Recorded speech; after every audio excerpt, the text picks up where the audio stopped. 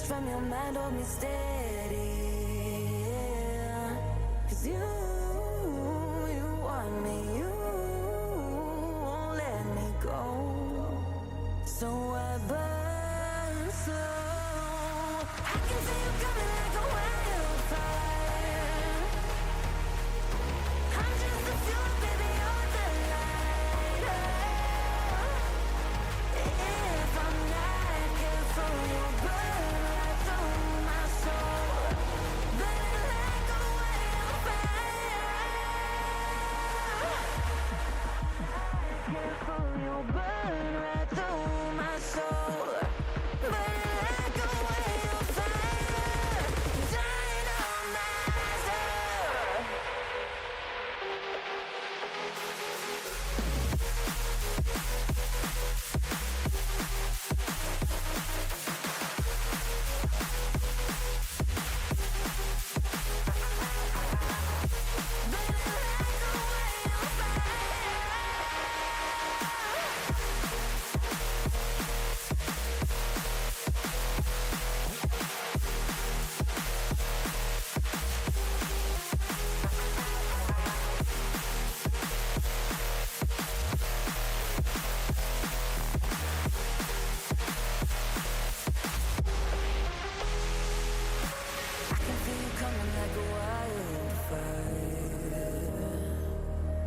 I'm just the fuel, baby, you're the lighter.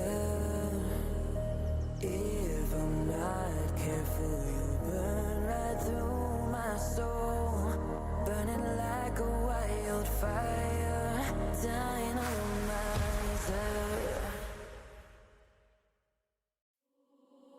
We can set the world on fire, fire.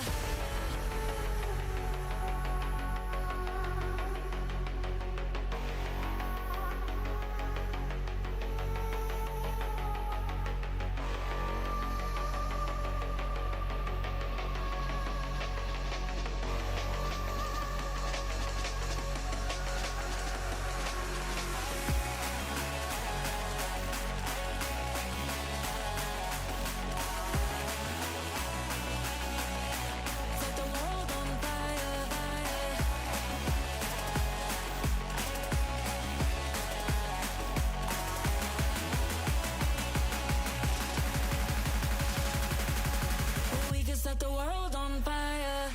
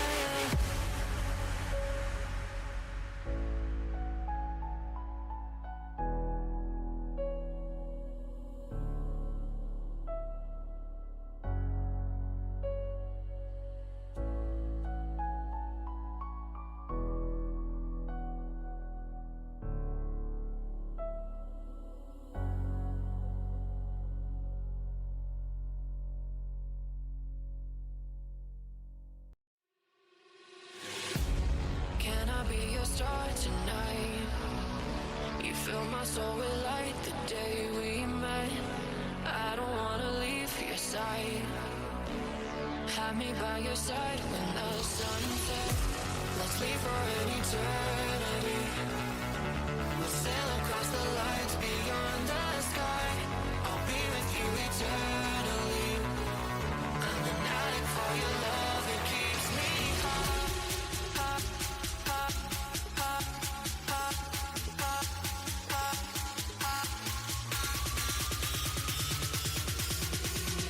Tell them what your name is. Fight for the speed hustle.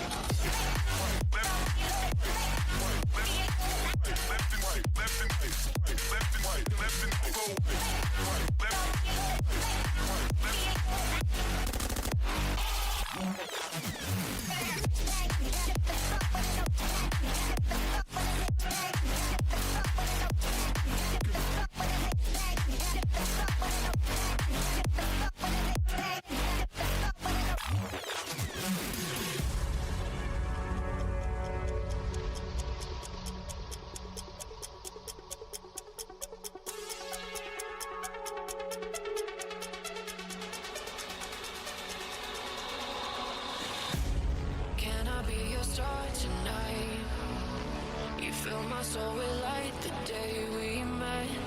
I don't wanna leave your side. Have me by your side when the sun sets. Let's leave for an eternity. We'll sail across the lights beyond the sky. I'll be with you eternally. I'm an addict for your love, it keeps me high.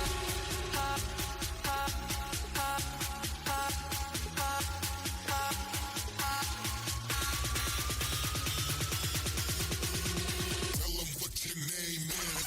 Fight for the speed hustle.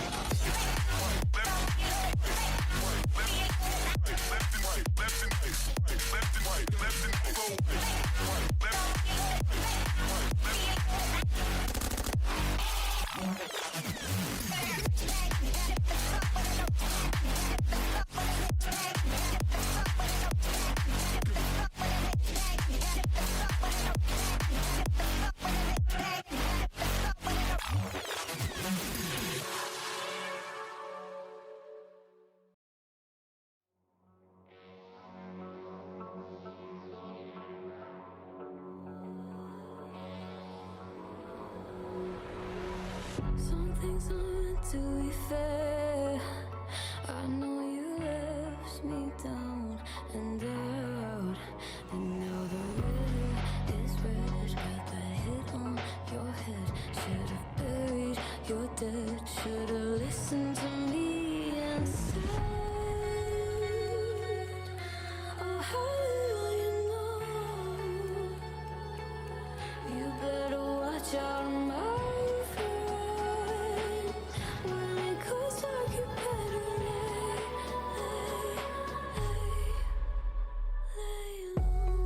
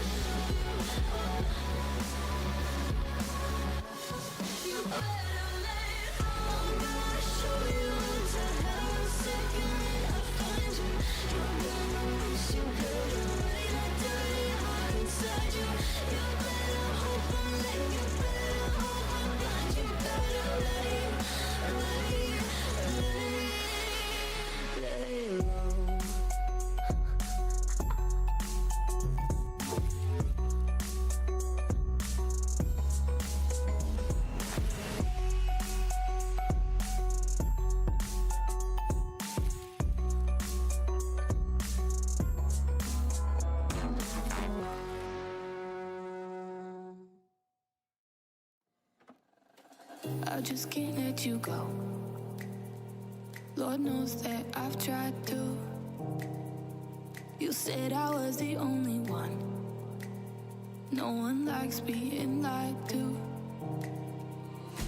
You made this mess and left me with the pieces.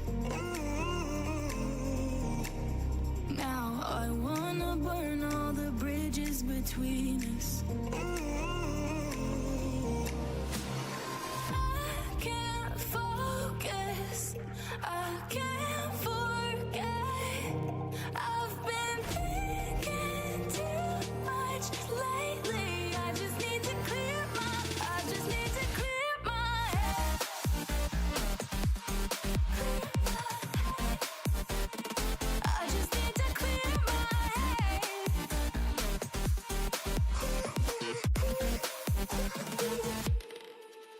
I've been stuck on your memory, but it's not like I need it. And we may have some history, but we don't have to repeat it. You made this mess and left me with the pieces. Now I'm gonna burn all the bridges between us. I can't focus, I can't forget. I've been thinking too much lately. I just need to clear my head. I just need to clear my head.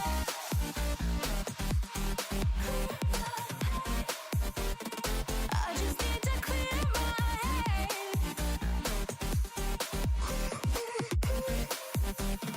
I just need to clear my head. I just need to clear my head.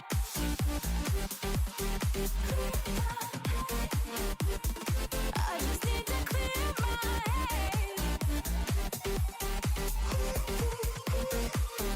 to. I just need to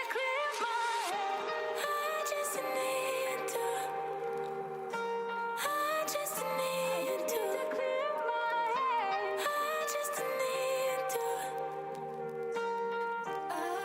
I just need to clear my head. I just need to. I just need to clear my head. I just need to. I just need to clear my head. Can't focus, I can't forget. I've been thinking.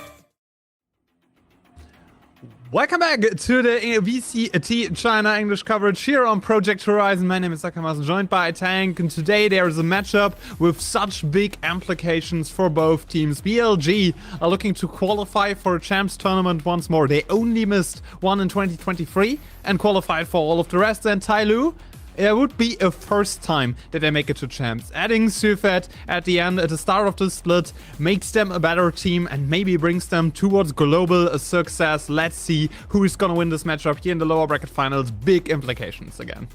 I did not expect to have this serious in the lower final, if I'm completely honest, because when I first saw BLG playing the stage, they were struggling against DRG. They had a tough start to the stage and then recovered completely. Everything looked fine, but I feel like the biggest issue for them is that we are kind of lacking comparison to everything that happened in this group Alpha, because they have played Nova once in seeding. They haven't faced TYL at all stage. This could be fighting today.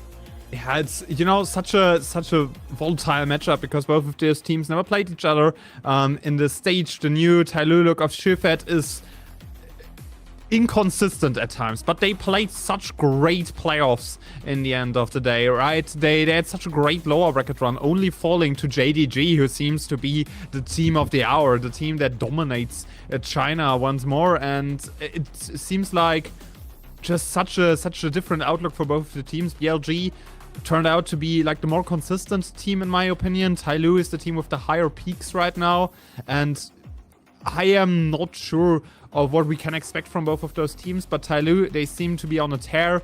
And let's look at the lineups who's playing on the server today for both of those teams. Russia, Knight, Nev, YZ, and FT on one side facing up against the TYL's lineup, which is gonna be interesting.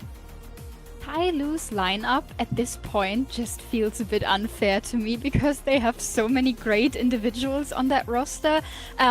With Splash being a top fragger all year, with slowly getting warmer and warmer on the server, and the new IGLing of Sufat seems to be really suiting them. On BLG, I have to say, one of the players to highlight is always YZ with his openings for me, and K-Knight, who has been super consistent in playoffs, but we are taking a quick look at those TYL players. ERV has been so clutch in this series against Nova yesterday, and the last piece of the puzzle missing is Scales, who's always kind of in the background, but when it matters, he's always showing up for the team.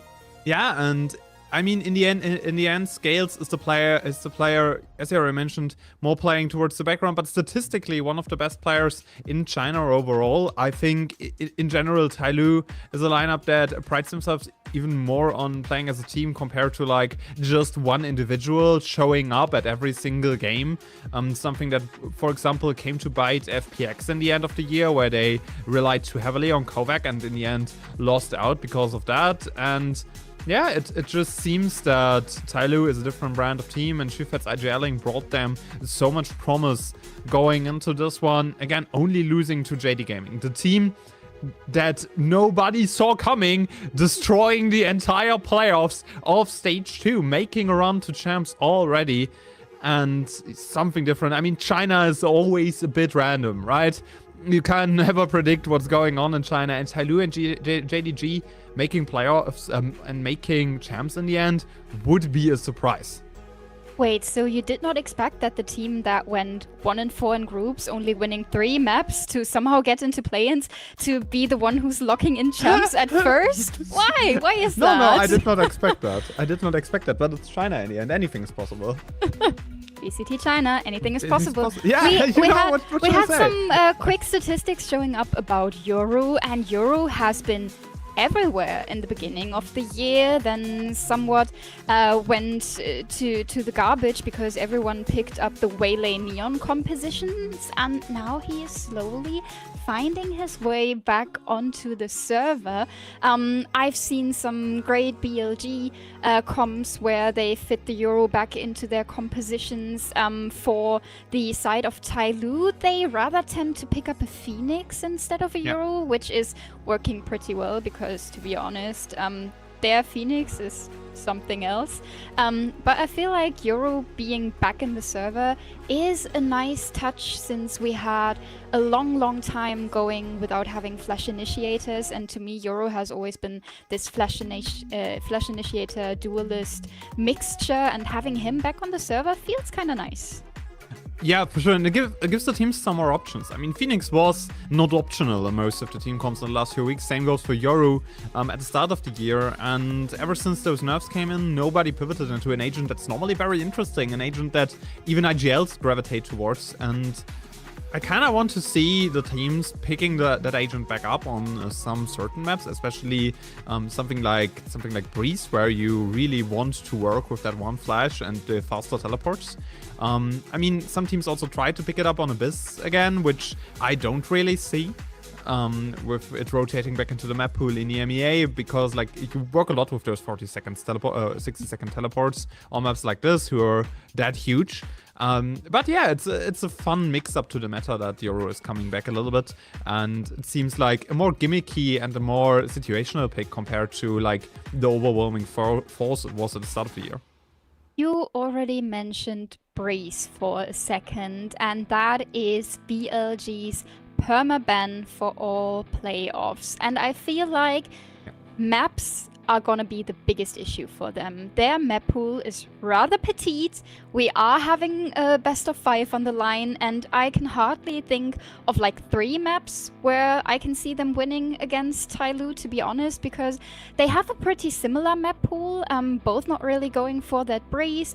Ascent hasn't been BLG's map for TYL. That looked kind of fixed in the series we had on the server yesterday, but on all the other maps, I feel like TYL have the upper hand. When we look at the Lotus, which has been a pick for BLG for a while now, when we look at the Sunset, the Summit, I feel like TYL are so stable when we look at map pool and options in the veto, whereas BLG, oh, they could really struggle finding maps where they have the upper hand against TYL. Yeah, that should be a struggle and a concern, especially since TYL seems so flexible in what they were banning as well, right? Yeah. They banned 3 different maps in 4 matchups during the playoffs, right? The only map they banned twice were Breeze, which is a non-factor in that matchup. They had the Summit as a permaban in play-ins, which reasonable after their Summit performance against Nova, where they picked that solo harbor comp, but they changed up their comp there, and ever since it looked like a serviceable map at least. And it feels like TYL worked on their map pool. They worked on being good on all of the maps at least, and that's a little bit of a difference for BLG, as you already mentioned. That map pool difference can come to bite them in the end, but yeah, it seems like for me this can be a problem, but we don't really know what to expect from some of the maps for BLG. I mean, one thing I could see happening is that one of these teams figured out a new way to play Breeze and picked that as some kind of a surprise option.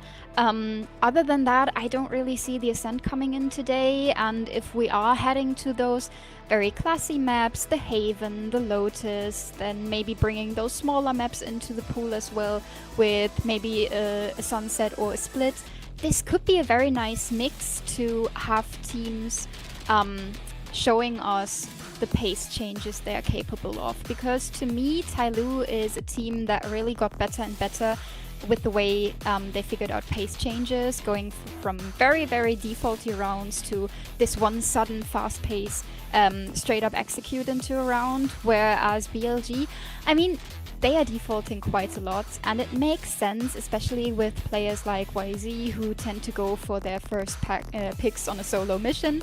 But I think having those switch ups in pace is going to be very beneficial, especially on the smaller maps.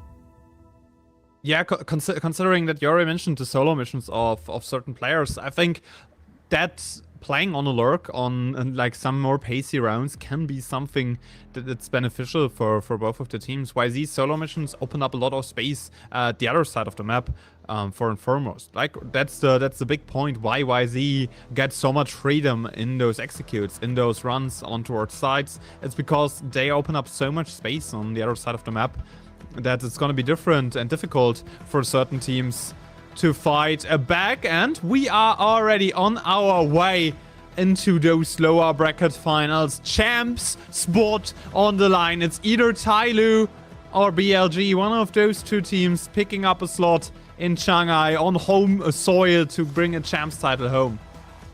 Yeah, winning today would lock in this spot, and I feel like especially in VCT China, everyone wants to have that fight on home soil. Is going to be so exciting. I mean, the arena got bigger and bigger within the tournament. Having this big stage for playoffs, for the lower final, for the grand final is going to be so exciting. I mean, the fan base in China is huge anyway. Yeah, you know, the people supporting their teams in China, that's different. Those are like big arenas, big lights on those players, and it feels like the experience will be the big part, and that's why I kind of see BLG as the smaller favorites going into this one, because they have more experience being on the bigger stages, being on the biggest of stages to fight with, and it seems like on the other hand there's a TYL lineup that's very inexperienced, and when the lights shine brightest they might just falter and fail. But in a few seconds we will be going into this matchup. The walk-ons are already ready, the arena is ready, And the VCT China finals are on the lower bracket finals are on their way. Everyone is ready, and I'm not sure if I am ready to let one of these teams go in this stage. I mean, you talked about BLG having that experience, knowing what's going on, and we've seen TYL struggling towards the end of stage 1, where they came so close, but I feel like nerfs have been a big issue for them in the end. If they can fix that, if they can stabilize their emotions, they are gonna be such a contender to go to Shanghai. But I feel like if we see them getting nervous on stage, BLG could have the upper hand. Yeah, once one of those teams gets nervous, gets the nerves, then we will see the other team take advantage of that. And I think, again, the team that might become more nervous will be TYL in the end. BLG, yes, they have the pressure on their side, right? Everyone expects BLG to go to playoffs, as they expected them to be great. They expect them to go to China and a fight for champs title. But on the other side, there's TYL with so little experience, and those big moments, very different implications. And especially K-Knight with his illness at the start of the year, I think that man is on a mission to reclaim some of his former glory. A very different implications. BLG, they always have been there. I mean, you mentioned the last time they didn't went to an international event has been some time ago, and not seeing them on that big stage would kind of feel awkward, because there's such a consistency in VCTCN, but somehow the newer talents coming up went past them. We have JDG in the grand final, we have TYL, we have a Nova showing us a different side of them, even though they got eliminated yesterday. And I think for BLG, it is time to pick up the pace and get used to the enemies they are now facing, who are just gotten better and better within the last weeks and months. Yeah, and step by step for TYL in the end, as they are walking on the stage. Again, I want to see impact from Shufet. That's the player you're looking at in a situation like that. He went to a Masters event. He made top 3 with Wolves. Like, that player knows how to thrive in those big moments, how to be active in the pressure, and how to perform even above of the sum of its parts in a team. And I want to see him step up. I want to see him bring his team to the top once more. I mean, he is one of the most popular players from the VCT China environment, and there are reasons for that, right? Yeah, it's the crazy playstyle that Wolves showed at Masters. It's the personality, and in the end, it seems like TYL, they might be poised to take a trip to champs. You could really see him thriving on the stage. I remember on Wolves, on the big stage, you can see that energy that has been going through him, and that has been giving him wings to play better and better and better. Ever since then, his success kind of got a bit smaller, and I feel like getting this opportunity again to show himself on the big international stages, fighting against the other regions, I don't think Sufat is gonna let that slip. Yeah, I don't think that that's an opportunity that you want to pass on if you have it in your own hands, right? TYL, they are not dependent on any other teams. They're not dependent on points or anything like that. If they win, they are in. If they lose, they are out. They have only themselves to blame if they lose that champ spot in the end. That loss to JDG should have hurt, but they haven't lost a map ever since losing in the upper bracket. They had a tear through the lower bracket, beating teams that they weren't supposed to beat if we are looking at the current form of them. And All gamers and Nova in the end. Let's see if Wolves with the upgrade can do this one. One thing I want to mention, you talked about consistency in the beginning. BLG, they won a bunch of series in stage 2, but they only ever win 2-1. They hardly win 2-0. I don't know when the last time was they won flawless in a series. So we see them struggling quite a bit, even though they finished first seed of their group. It hasn't been the easiest path for them. The map veto is coming up, and we see some sort of surprises. BLG BLG going for the Breeze pick is certainly not one of them, but TYL decided to put Haven out of the map, so we have the Ascent in, but only towards the end. Starting off on these smaller maps, having Sunset, Summit and Split in the beginning, only Lotus coming in towards the end there, as well as a pick from BLG, and the map veto is kind of giving me this gut feeling that I had in the beginning. Those are all maps where I see TYL just being this tiny bit better than BLG. I see them win Summit and go 3-0 here. Like, I'm gonna be honest, I see a world where TYL just wins Summit and takes this one home 3-0 in the end. But still, there are options for BLG to win out in this one. Like, they're not lost. And I think them working on some of their maps can be the thing that helps them in the end. We see a Waylay and a Yoru coming up. Like, that comp, an interesting one for a BLG side. And on the other hand, right, it's the classic a Chamber and Sage comp, no flashes. TYL, they want to take this one slow and play in the post plant. I think it's interesting. You mentioned the flexibility that TYL have in picking and banning their maps, and banning Haven from the series is really putting BLG under so much pressure. That has been a comfort pick for them. That has been a map where the Chamber of YZ has been working wonders, and not having that opportunity to play on Haven is really smoldering their chances of winning a bunch of maps today, and they need 3 to make it to the grand final.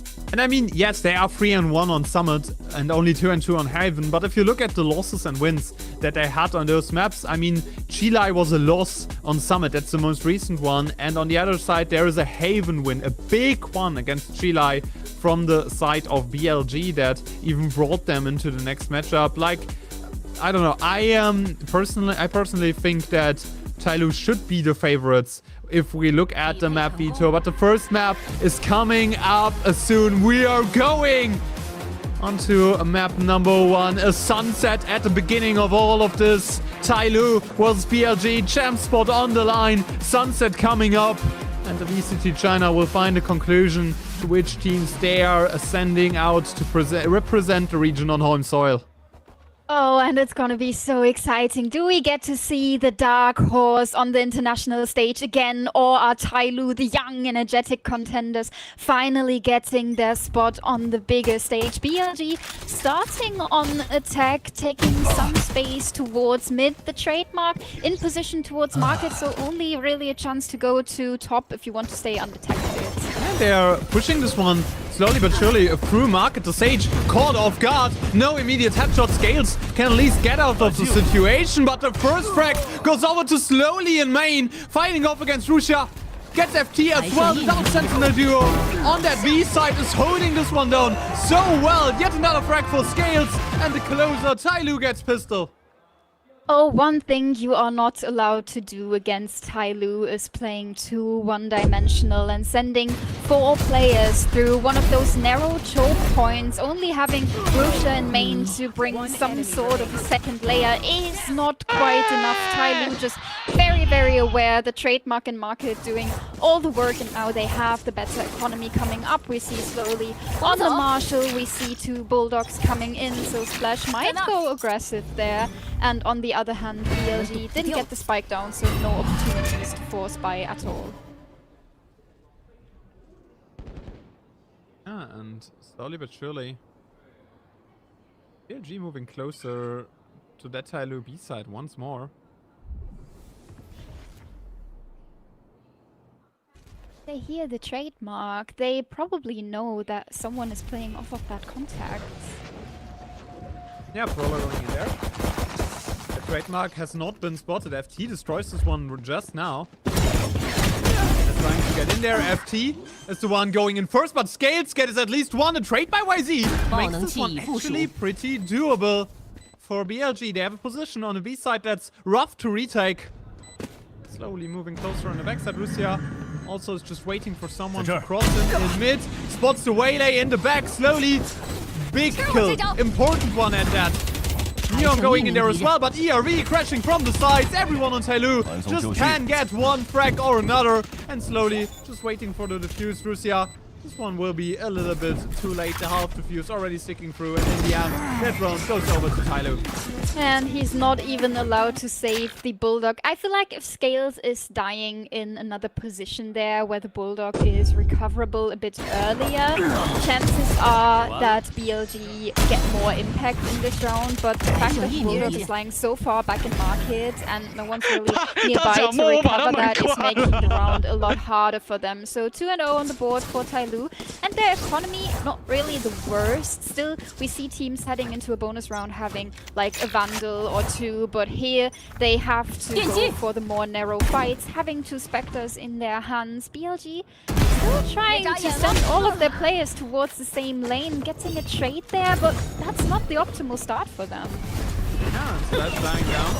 FT is waiting, going on the side, backside control established, a Horn in there as well, so you know where the players of TYL just might be. Well. And BLG, they are in control against that bonus front. I mean, it's not the best weapons in the hands of TYL right now. Your way into the circus here, also stuck there on the backside. Yet another piece to slow down the approach of TYL. Scales gets shut down by FT. The way lane, the backside's recovered. 3 for him in the end. K-Knight, full house for both players. And it's a first for BLG there on the scoreboard. I mean, you mentioned some good utility coming in there from TYL, but in the end of the day, their comp is so block heavy with this double sentinel, even though one of that is the chamber, that in a retake, sometimes they are just lacking those explosive utility pieces, not really having that much damage utility, being very reliant on the paranoia and the prowlers to blind someone. I think they are playing this a lot safer with holding on to the sides a bit more. Yeah, Splash is moving backwards a little bit. Brawler detecting just a clone. Makes BLG retreat immediately. I mean, they baited out a little bit of the utility from TYL fairly early and trusting Russia to take space over there in B main. But there's still a Sage on side, so that execute will be very slow. Yeah, Scales is now fitting into the position of the trade. Mark the Prowler not checking him, but he is giving away his position with the wall, and now he's in trouble. He saw the teleport. He saw the teleport in there, and that's why he shuts down YZ. ERV jumps in there, brings FT down as well. Both duelists fall at the start of the round, and the block comp for TYL, it seems to work wonders against the setup BLG is trying to run. Left looking for another peek, gets another headshot in there. ERV brings them down to 1. It's just the omen, just K-Knight. You better hold to that weapon, son. Bring it into the next round. Phantom needs to be safe. I mean, BLG in that approach, hitting that B side, all being stuck in main, they feel a bit lost to me. And then the Sage wall is just spawning to them. No one's really considering where Scales is positioned to make that wall happen in that exact time. No one's checking towards the left. No one is expecting a crossfire or anything TYL might have set up on the side. And then BLG, they lose 2 players. They lose a third. They are just stuck in main. They are hardly moving. It feels like everything they are trying is lacking a plan B. If plan A is not working, they are in trouble. And it's those oversides, especially if you're playing with a Euro, right? You need the coverage. You need someone to check for the Euro TPing in and not blindly just rushing this one. I mean, Scales in the end is the one bringing this one home from that off angle, from that ratty corner. BLG needs to adjust their own attack, and I mean, yeah, TYL, they have to get on site if they're in their own attack, but that comp isn't one that you can just shy away from on the defensive side. Splash gets their first trade damage a little bit. K-Knight shuts him down in the end. The second paranoia thrown in there by ERV, but he also dies to the hands of Russia. All of a sudden, the A side taken over by BLG. Yeah, we might have overstayed his welcome there. Just a second too long. The resurrection online for Scales, but both teammates not really a position where you could make use out of that Sage ultimate. YZ is taking some more space towards CT, maybe going for a bit of a risk here and there, but the Prowler is going to give away his position.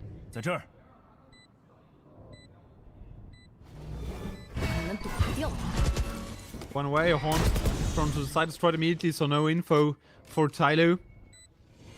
In the main area.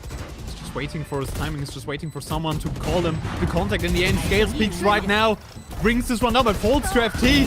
Does not get anything in the process. A team ace, slowly on a double, but can't get anything else going. BLG taking over the side, taking over the spot, and taking a second round in that process. I mean, we've been talking about the chamber from YZ quite a bit, but slowly definitely not to be underestimated with the Headhunter as well. I think the pace change from BLG was kind of nice, but also heavily reliant on the fact that TYL has been giving them those solo fights, with Splash being just a bit too far forward for ERV to trade him immediately. But one big factor is that the operator's gone. TYL invested quite heavily, and now they only have the chamber ultimate to work with. I mean, the flexibility is still there, but investing into another operator wasn't really an option with losing all of their players, so economy not as stable as it might seem. Trademark in the best position again. It feels like this piece of utility is always exactly there where BLG wants to go. Yeah, and Scales is also there to protect this one. He's going aggressive, all of a sudden spots FT in the process of jumping into that smoke, but they're giving over the B side in the end. No flashes in hand. The wall still takes off the time. Same goes for the trademark. You know that Waylay is probably still on the side. Prowler, if you look at it on the map, check Scales in market, they know that the control for TYL relies heavily on those market players. In the end, K-Knight is just waiting for someone to peek him, gets that kill into Shufet. Does not get a second. YZ is the one crashing into market, taking the numbers back into the hands of BLG. And yeah, you can fight realistically with the chamber into the backside. That's a great paranoia. No coverage. K-Knight swings in there because it takes too long to get that kill. A flawless round while YZ is taking the head of that last player. Oh, that was nice utility from TYL, but only really considering one position. The second layer not expected from them at all. Everyone is hyper-focused on the fight in the left side corner. No one's really considering that there's also a player holding in a cross. Now a timeout coming in, and I feel like that's interesting because most of the players they lost in this round and the one before that have been fights that were too easy to isolate for BLG. So maybe the call is to stick together a bit more, not going too aggressive, but also having those holes onto the side to make it harder for BLG to pick up the players. You know that this is one of BLG's strengths. Getting those isolated duels, getting those first frags in. And for TYL, they have to work hard to work against that. Yeah, and I mean, they have a comp that's very, very block heavy in the end, right? You can slow down everything that your opponents are trying to set up. Big question mark for me is how do you consistently get yourself into those positions, because a lot of the rounds that TYL won just yet were on the back of BLG just overlooking someone in the corner, just overlooking what TYL is trying to set up.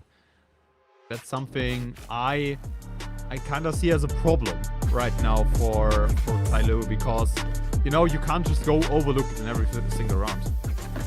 Yeah, now they have an economy round on the line. Splash's ultimate is a bit too far away to charge that, to make use out of it in this one. Maybe they go for a kill and the orb to have the overdrive available, but BLG at the moment, they probably predict TYL to take that space, to take those orbs. They are playing this so passive. And that's a big kill by Slowly. Opening this weapon up against YZ. That's the hero rifle you got from investing the ultimate in that last round. Slowly on the first player, which maybe secures TYL yet another gun. But they would have to surpass the setup that Russia has set up there. So no more guns. TYL, a very, very slow start here to the side of BLG, but the numbers advantage makes this one so hard to play. BLG, they hear the TP, they let Rusha work towards mid a bit, but there's a trap towards market, there's Scales on top mid, there's really no room to work with.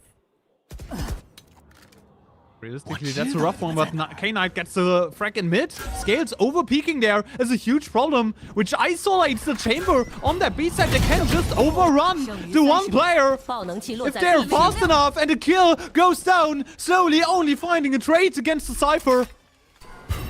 Everything overtaken by BLG. 3 versus 3, but the gun's firmly in the hands of BLG. Splash might decide this round for good because he gets shut down Russia. K-Knight gets yet another frag and double for him in the front sides, and FT, the closer that they needed.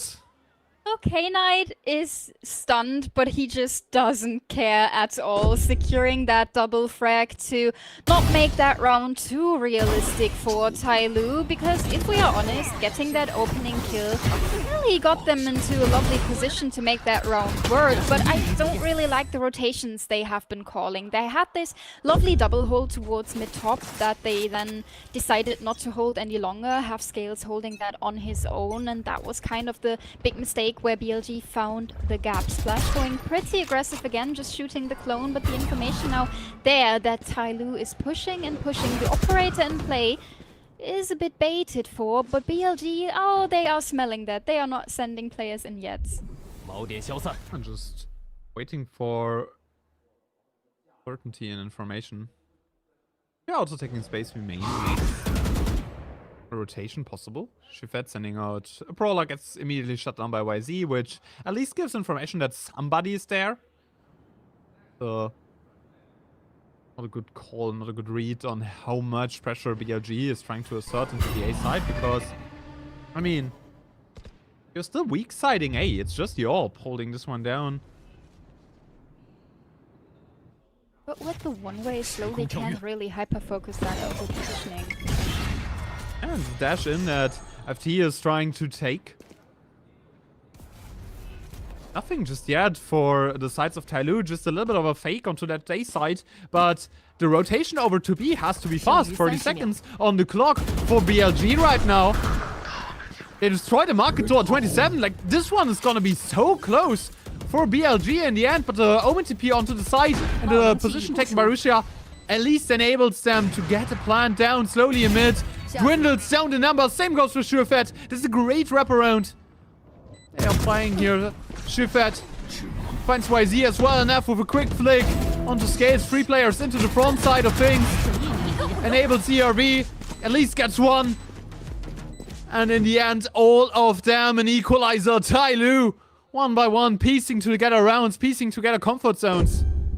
Oh, and that was some sort of a risky play, just sending the Omen over with the spike, with the ultimate. I mean, there was no one in place for TYL to really disturb the plant, but still, you don't know if there's a flood coming in. You don't have backside control. You don't know who is in backside or market, who's gonna hold that position once the plant is down. So going for that, some sort of blind rotation, even though they have B-main control, might seem like the best opportunity for them, the best solution in a round where they felt really pushed back from the A side.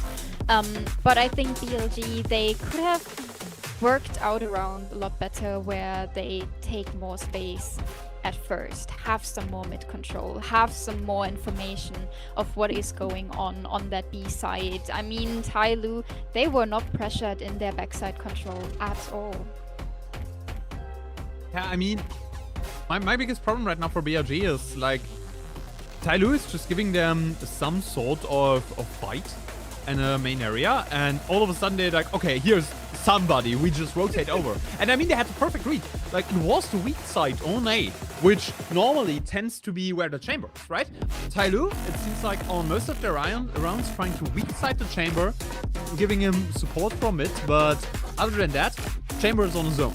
And that's something that BLG has to figure out fast, because they have to execute into the chamber sides, even though that's normal. And I mean, slowly is potentially going for one kill and now there, they then stop he has weak-siding to the chamber. TP out.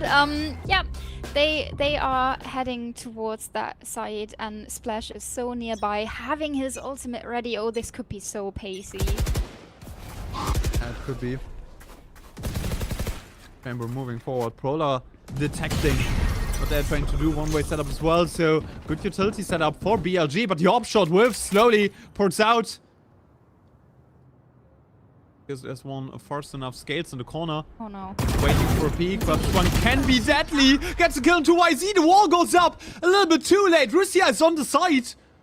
Drop down. Is that something near? Ria's on the zone radar.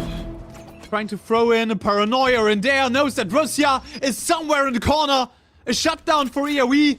Holds that round in the hands of TYL. Considering that FT is on like 11 HP, this one is so rough to play around for a BLG team. The wall bang op shot coming in the beginning makes FT quite an easy target to hit. ERV with the spams. Successful in the end. Spike is rotating back. K-Knight has a nice lurk, now giving away his position. Oh, I would have loved to seen him going for more cheekiness there, but Neff also spraying one down with the Odin, and now they are in big trouble. Why is TYL going in one by one there? That's a little bit of an oversight for a team that played very condensed Valorant.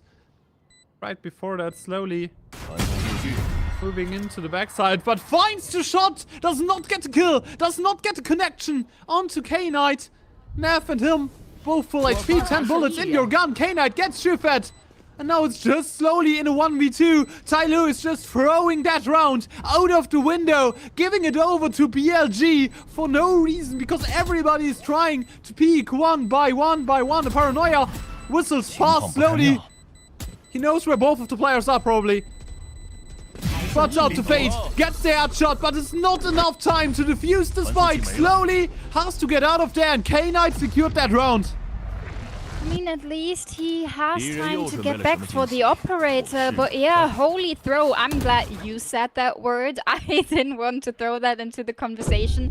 But TYL, they really have the control. They have everything they need. A lovely start to this round, and then somewhat the position of K-Knight coming in is so unconsidered, and everyone is peeking one by one, going solo, want to be the hero in the round, and it's just not working out. The resurrection from Scales has been online ever since bonus round, and he doesn't get opportunities to make use of it. Probably found his AWP once more. Built from the last round, so you can run a full buy here. Whips that shot once more, slowly. Does not hit the important AWP shots right now. FT is going onto the side, going past that Sage wall. His ultimate thrown into the round as well, but FT gets free in the backside of things. That's so much pressure. A quad kill on that Waylay. On the course to an ace. Shufet is the last player standing, but the ace denied by YZ in mid. 6 and 4. An equal halftime already, and FT is not happy with his friend. Oh, we talked about nerfs being an important factor in this series, and right now I see the nerfs coming through on TYL's end so much. We have Scales not really moving into the corner, going for the fight, even though Splash is there to support him and help him out with utility to survive a bit longer, to then go for the retake together. But everyone is peeking solo, everyone is giving BLG those solo fighting opportunities, and now the money is gone. TYL, they have the hero rifle again, they have a Bucky on Splash, but they are so reliant on getting opening kills, and they are all going the other way. Russia is finding that hero rifle. I mean, it gets recovered by Sufat, but the start to this round for TYL doesn't look too sunny. And there goes the hero rifle, as you already mentioned, and Shufet is on no shield. And they realistically have to give it up to Splash, because he's the only one that at least has something to work with in terms of HP. Back, very slow round by BLG, and that's the correct call, considering that we are talking about the Nico they're playing up against. Yeah, absolutely, and still the overdrive could be in play, so you don't want to run into the Neon too light-headed, but BLG, they found the open spot, they found the B side. Russia is finding the second in this half, and now the Bucky is gone, the overdrive is gone, the opportunities for TYL are getting smaller and smaller. I mean, realistically, you don't want to use an overdrive in a situation like that. YZ is fighting into the backside. Some problems with that first break, but in the end, continues his tear among the ranks of TYL. Gets even a frag onto Shufet. It's just one pistol in play. ERV closing this one out. 4 and 7. Halftime lead secured. BLG on their own attacking side. dealing with that block-heavy comp so well. Slow rounds, methodical for a BLG side that's very strong in their executes. Last opportunity for TYL to make use out of their ultimates. The Resurrection, the Overdrive, and even the Nightfall has been online for at least 2, maybe even 3 rounds now. Slowly is charging up his second ultimate, but other than that, cycling those ults hasn't really been working out for TYL. Really, but in the end, Slowly's ultimate is also mostly an economy tool, if we're gonna be honest. Dash. Crawler moves out of there. Holds the elbow angle still down. I mean, that's a free player A hold. Over from the side of TYL right now. 7 and 5 halftime would be beneficial to their cause because it puts a little less pressure on them on the pistol round. I like them taking space. Paranoia ready for ERV, and Splash is gonna be the one to fight off of that. They are really committing into that area because it seems like the timing is off. The timing is gone. They're moving in there and Neff goes down to Splash. That's a big kill. ERV also has the coverage against the Euro. They were waiting for BLG to come back, to fight back into that area. But slowly, might have overstepped his welcome. Gets shut down by Russia. The distraction of FT. BLG secures that B side and the plant going down.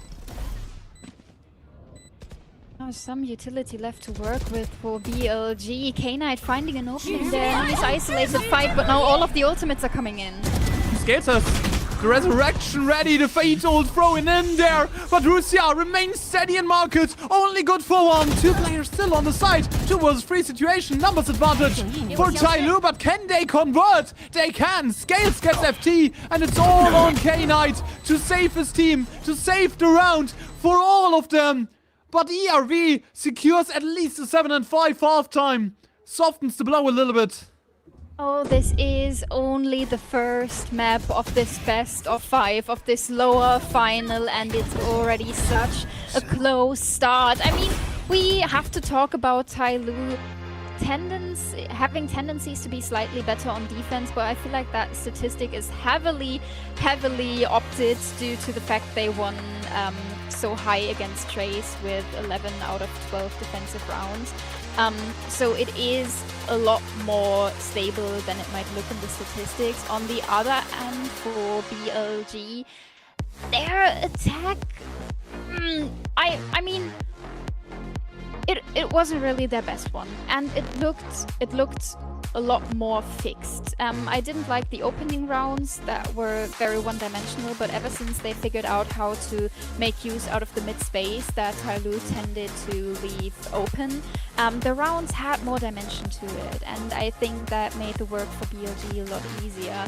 Now they have to play the defensive half, and since they switched up the comp, it is a bit hard to determine how they're gonna play this. With the Phoenix, they had a lot more flexibility. We saw that against all gamers, but I feel like they still have to showcase how the Whaler Euro is gonna work out for them in the second half. But on the other side, I think TYL has to show us that they can get on side with the comp remaining out of Chamber and Sage. Yes, you have the Sage wall, but that realistically mainly works on the B side. Like on A, that's certainly a problem getting onto side without flashes, without big initiating tools. There is a lot of heavy lifting on the side of the Neon. Big questions for both teams with their comps, because one is more attack-centric, the other one is more defensive-centric.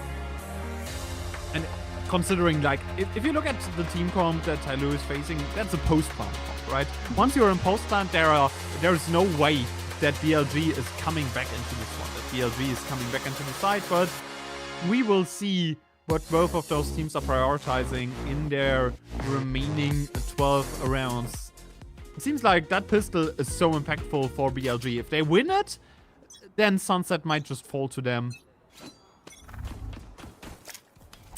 Be the case. BLG, they know what they're up against, starting off with a stack towards mid-top, having 4 players there, A-side completely left open, and the attempt to take some space is going so terribly wrong. Some shots not really hitting the target, slowly finding K-Knight in the end. Neff trying to find impact, but the damage is already done.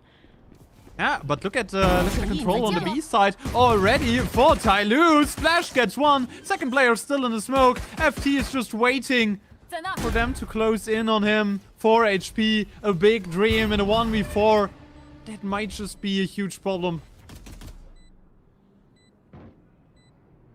We talk about how necessary it is for BLG to hold on to the sides, and they start off the pistol, not really controlling A or B at all. FT now left over in a fight that seems impossible. 4 HP, the Sheriff not hitting the shots, and Scale is already charging up his next resurrection. I think it's interesting to go for mid control in the pistol round, but having this factor of the round being so important to BLG, I would have liked to see them considering another option here, going for a more side-centric hold, maybe taking some space towards one of the mains, but being so heavily represented towards mid-top, I don't really see the vision. And without utility. Like, my biggest problem here is that they're doing this without any utility. Not trying to give yourself a winnable fight. And just gunpowder, nothing else.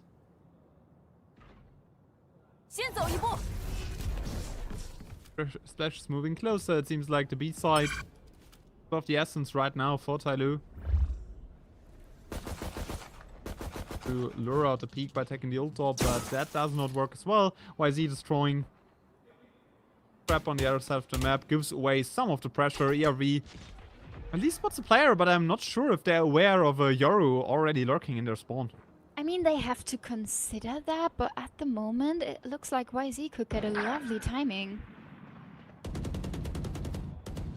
No, they even look even more like it. Slowly, it's a kill, but YZ is behind everyone in that situation. Splash finds the kill to Russia, and YZ has to activate slowly, but surely he has to come into his own and get something going, because all of his friends are already dying. Now he gets a right click onto Splash, but it might be too little, too late. 2 versus 4 situation. YZ is trying to fight his way into this one, gets scales, gets at least one frag. But that's everything that goes down for BLG as Sufet converts once more. K-Knight in a 1v3, 2 whiffed shots, and the end with the Marshal, but slowly closes. An equalizer. TYL brings us down to 7 and 7. YZ slipping the net there could have been such an important factor to make this round possible for BLG, but in the end it's just information. YZ's like, oh, I'm behind them.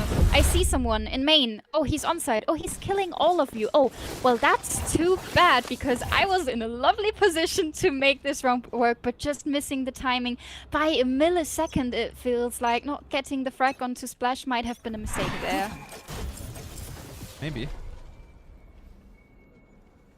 Can't really have regrets in rounds like this. Big one is coming up. K-Knight and FT. Sitting there in the corner. ERV spotting out. It even gives some more space over the port back from the Yoru. Brings some information. It's a 4-player stacked A side that TYL is trying to execute into, and there, paranoia in hand. FT and him for the setup play. Slowly, all of a sudden, there's a big bloodbath in the main area. 3-4 slowly. YZ brings it down into that 1 versus 2 situation. Slowly, equalizer 1v1. Both sentinels up against each other. Regen shield gives slowly some more wiggle room, something to work with. It's Russia who is just waiting for him on the side, waiting for him to plant.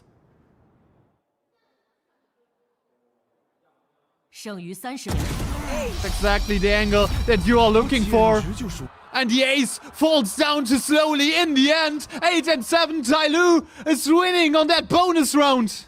And it's such a risky approach from BLG playing a stack against the bonus round. I mean, there is great utility coming in with the paranoia and Waylay dashing in. We see how the Omen is really doing a lot of work, but slowly coming in there from the back line is pretty much making the work of K-Knight so less worth. BLG now have an economy round coming in, just a stinger in the hands of K-Knight to take a bit more damage work. YZ has to TP out immediately because the crawler spots him. I mean, TYL is slowly starting to stabilize, slowly starting to second guess their ideas, and I like that they are playing the safe with the utility coming in, even though they pretty much know they're up against an economy round.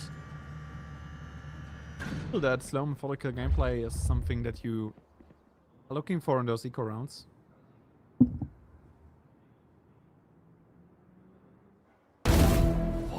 And the kill mid for ERV is a result of that, because they brought BLG to a second guessing position, right? They were second guessing their overall setup, they were second guessing what we should do on a round like that. That's a whiff for slowly, but the second shot goes in. Still a tad bit too aggressive for my liking, because that's an outlaw given over into the hands of the BLG players, which provides at least some sort of damage. And in a double swing, there could be bigger implications. Splash on 29 HP, also prime target to just get shut down by that outlaw. That has never been picked up by BLG. Splash and ERV just cleaning up the backside, and Nev on his own. 1 versus 4. Basically undoable with the Sheriff in hand. Basically undoable, you said, but we are in VCT China where everything is possible. He spots the head of Scales there, but now everyone of TYL is aware. Going for the Quadra swing. Neff is taking 1 player down, but that's all the damage he can find. I mean, you've been talking about the Outlaw quite a lot. I think it's not the best flexible gun to bring into a retake, but not even considering.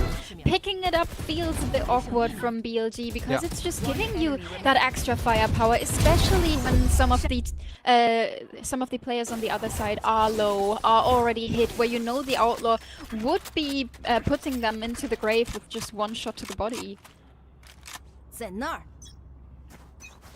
Right now, it's full weapons against full weapons. Slowly he's playing on his ultimate. You have an Odin, you have an AWP on the side of BLG. That's a basically must-win round for you.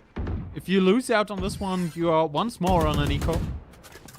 And TYL has 3 real estates to just snowball away with that game. And on the other hand, for TYL, just throw in as many ultimates as you can. You have the Resurrection already on Scales. If someone dies on your team, that's a possibility to work with. Neff and FT are in a prime position to just get hit by a paranoia both. If they get checked, Splash gets that entry. Neff can't do anything on that Odin. Splash on 4 HP, gets healed up once more. And all of a sudden there are big problems for TYL. For BLG in holding that side. Yes, Noman Port gives you information, but that's everything you get from a situation like this. BLG, an undermanned retake on the cards. YZ could throw his Dimensional Drift in there to get more information, but how much success is that gonna bring when all of your teammates are already falling? K-Knight taken out by Scales. The numbers advantage for TYL is getting bigger and bigger, and right now it looks like BLG, they are not going towards that fight, taking down slowly on their way to the save. They want to bring the Operator into the next round. I mean, the Odin is gone. They invested so heavily into this round. We see the Op and Odin working on maps like Ascent, maps like Lotus, and on Sunset there are opportunities to make them work, and we see how flexible YZ is on that gun, but the impact right now couldn't be found. There are some bangable spots on Sunset for the Odin, some planned spots even, but getting the Odin into a position where you can make them work would have been so crucial for BLG, and they can't really find the timing to get that Odin into position. Neff is really caught off guard, not really looking towards A main at all, and I feel like no one expecting TYL to go through A main on an A side take is a huge oversight. And I don't know, like, for me the biggest problem here is like BLG was not ready for the pace TYL is putting up. Like, TYL is playing comp that's so methodical, that's so slow in most situations, and TYL is just like throwing everything out of the book, be like, nope, we just go fast. We Sonic, we go fast. And I mean, that's something to look out for. Also, lining yourself up in a way like this enables so much value for the Omen Paranoia, which is your only initiating tool, if we're gonna be honest. For TYL, that Omen Paranoia is the important part. That's the key piece on every single side take. And lining yourself up for that seems a little bit like a big oversight. Yeah, you have to find the balance between playing together but not making it too easy to find big impact for TYL with just one piece of utility. But one thing we have to talk about is that at this point, TYL's attack has been flawless. BLG, they are struggling to find the answers. They are struggling to stabilize. We see that in their economy with FT just being on the Guardian. The operator still in play, yes, but maybe YZ is not going to be in a position to use his dimensional drift with that gun equipped. So BLG, they feel like they're still lacking an idea on how to fight against this TYL comp. I mean, you either get an idea or you die trying.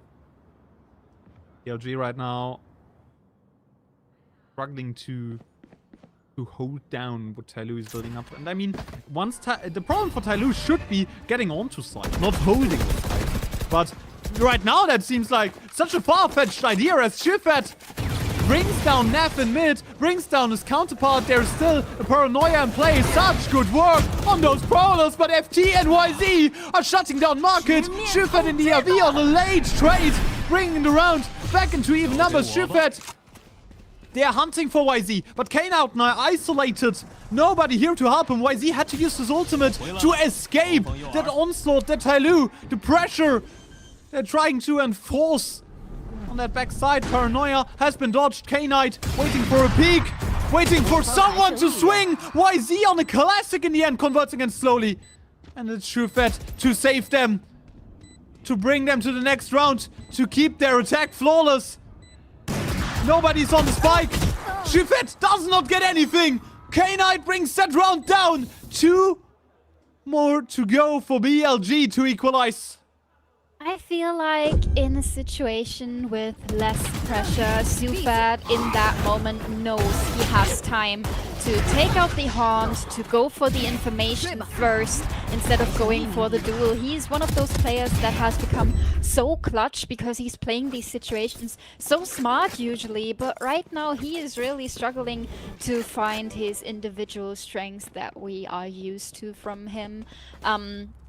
But still, BLG, they really had the round in the beginning. Lovely openings, a lovely operator shot from YZ towards that market position to enable his teammates to do the rest of the work. And now BLG, they are playing this a bit more aggressive. Having YZ in mid again, always with the opportunity to TP out if needed. But TYL, they might have the right idea here. Spotting the operator, and the space is now gone for BLG. A white jump spot by the Neon. And pivot towards. And I mean that A side rightly figure out to be the weak side for BLG in the end. That's an interesting Omen TP, but it just gives over some information.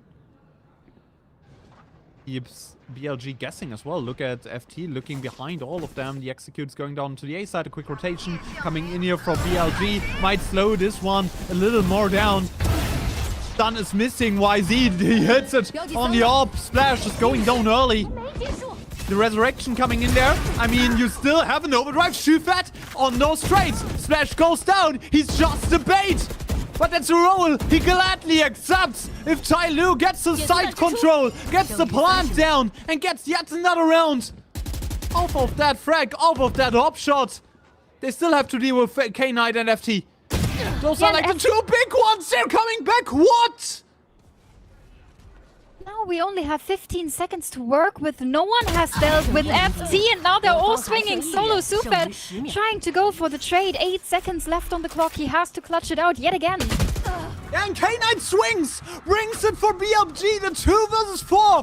What a clutch! In the end, for the side of BLG, are those nerfs for TYL? That's a big question. Those 2 losses, so crucial. That backside fight. TYL emerges victorious from. They have to win a round like this if they want to go to champs. I don't really understand what's going on because TYL, they are so clean on the fight towards CT, getting those picks there, and then they have elbow control, CT control, and they're like, oh, maybe there's someone left on the side. What do we do now? And it's 20 seconds on the clock, and it feels like they are just stuck and have no idea what to do. Slowly now, finally taking down the operator. It has been so impactful, but not really expecting Neff to be in that corner with a judge. Expectations and reality sometimes differ from what you would expect. See, that scales players who are up against them in a second. I mean, once the tripwire gets destroyed in mid, there has to be a fast execute, and FT is just waiting on the edge of that smoke to swing on the players, bringing down that tripwire. The trip is dealt with, but mid-top is not the space they are looking for. FT very aware, but the slow orb might is telling him that this is not actually the space where TYL is gonna go. They're grouping up towards A again. There was a judge. That judge has now become an operator, but there's a lot of pressure onto Neff at this moment. Something he has to deal with. Here Scales spots ERV, big shot onto the Omen. Scales on a late trade, but Neff is still something they have to deal with. Somebody F, what? No way! There is no way! Neff hits that shot! It's a secured around. FT and Russia on a 1 versus 2. Trying to shut down Shufet. The captain has to steer the wheel towards Champs, towards that first map. He can't isolate. FT gets the kill, an equalizer for BLG in the end. What a shot by Neff. What is going on with those BLG's player just not minding being stunned? This is the second time that we see BLG hitting impossible shots while not being able to move at all. I mean, the opening onto ERV is nice, great timing for the swing, but that shot onto Splash, that is illegal. Yeah, this one can't hit. Like, there is no way that this shot hits. 10 and 10. The That timeout coming in equalizers. from Tyloo, that has to do so much work, because at the moment I feel like we see Tyloo's players finding some space, finding some frags, and then this state of shock is setting in where it feels like no one knows what to do anymore, no one has an idea where to go, and they are in such weird positions. They have one player towards mid-top, someone is still towards their own spawn, and one is stuck in elbow not knowing where to go. Tyloo is all over the place. Questions unanswered for that TYL side ever since BLG got used to that defensive hold. They are more aggressive. They are trying to work with those ops a little bit more. It was a do or die round on that 7 to 10 Phantom switch. If BLG loses that round, then TYL just snowballs the rest of the map, I'm pretty sure. Right now everything is open. Topic leads.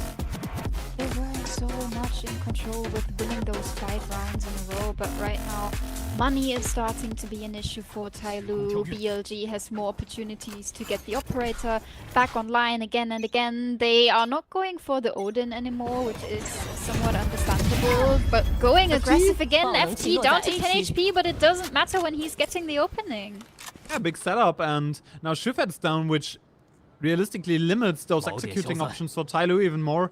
I mean, you don't have flashes anyways, and now your information tool is gone as well. I think TYL, they have to reconsider how they are approaching going onto the sides, and something like this off the back of a timeout is really problematic.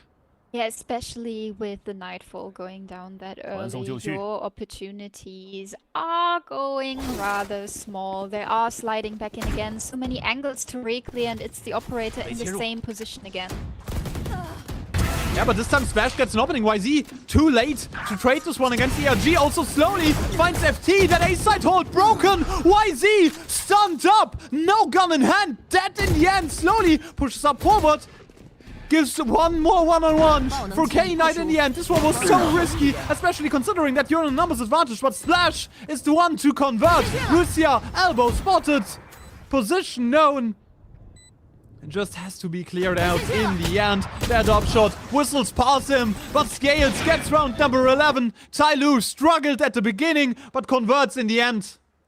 Splash's movement on the Neon is just superior, especially against the operator. This is the second, if not the third time where he and the Neon movement is putting so much pressure onto YZ that he's just whiffing the shot and has to TP out. This is so important for TYL to fight against a gun like that, and now they are in the lead again. They found the round and they also put BLG into another economy round. They are not stabilizing at all. One round lost and they immediately have to save, and we see them being a bit concerned about how to play this round, taking some space towards A, having K-Knight on a position where he maybe has to find a pick on his own, but other than that, no space taken from BLG. Only there's so much in mid on the other hand, right? There is so much opportunity for TYL to just walk past those setups, and I mean YZ in mid has to convert. He has the Sheriff. Gets spotted, gets shut down, slowly on an entry. YZ guns down. There are so many questions coming up for BLG and the rest of that round. I mean, they should expect a B hit if you look at the position of K-Knight. They should expect that, and they have two players there, but FT is still concerned about someone coming in from mid, so it is really Rusha fighting on his own. Yeah, and he has no tripwire up there in main. That could slow down Splash in the end. Once that one-way fades, they will get into there. FT spotted slowly, converts once more. That Outlaw is singing for the chamber player. Yet another triple kill. Scales does not want to give up another ace. And Neff is the last player standing in their backside, waiting on Boba. But this order will never come. The only order reaching him will be the pain of that Outlaw damage for TYL. Oh, and slowly on that Outlaw has really been the winning factor in this round. Not only getting the opening, but also playing with space a bit more different. We see slowly overstaying in his duels quite a bit in this map this far, but in this round he is so aware of which fights he can take and which fights he is better backing out of. BLG have a lot of pressure on their shoulders now. The operator back online, the money is there, ultimates to work with, yes, but the Nightfall should be charged up to have more opportunities. It is a pacey one from TYL, it seems, but it is also set side on A. Yeah, but they want to push them away from that ult op, so Neff can't get on the Nightfall, but he gets it anyways, because there's a big headshot on the Splash. Really have to resist the revive. There's no way to work around this one. Slowly on 10 HP as well. The numbers are dwindling for TYL. HP bars getting shut down by a BLG side that is not afraid to fight back into the faces of the TYL players, even after losing 2 rounds back to back. But now we see TYL in this state of overthinking again. Maybe they don't have any fallback opportunities. No one towards B main, no space towards mid. It is YZ holding down that lane to make sure no one is rotating. BLG are so aware that this is just a noise cancel, that they stick with the stacked A side. Slowly on his ultimate. To find something, but Lucia brings him down.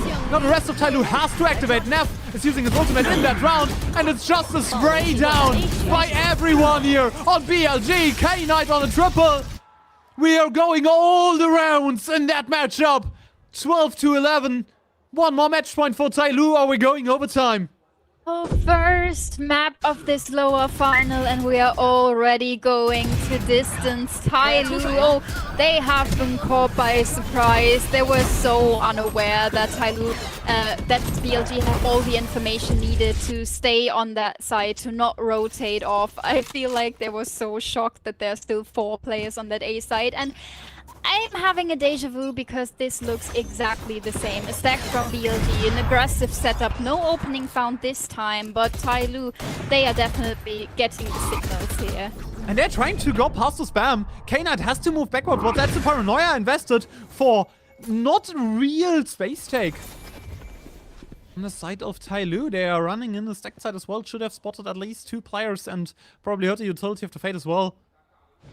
K-Knight moving back, waiting for his paranoia once that a Brawler triggers. They have to protect the op. that is placed in the hands of Slowly, but this time he gets an entry. K9 shut down. No more flex smokes. Makes this execute a lot easier for TYL if they decide to go onto the B side, onto the A side.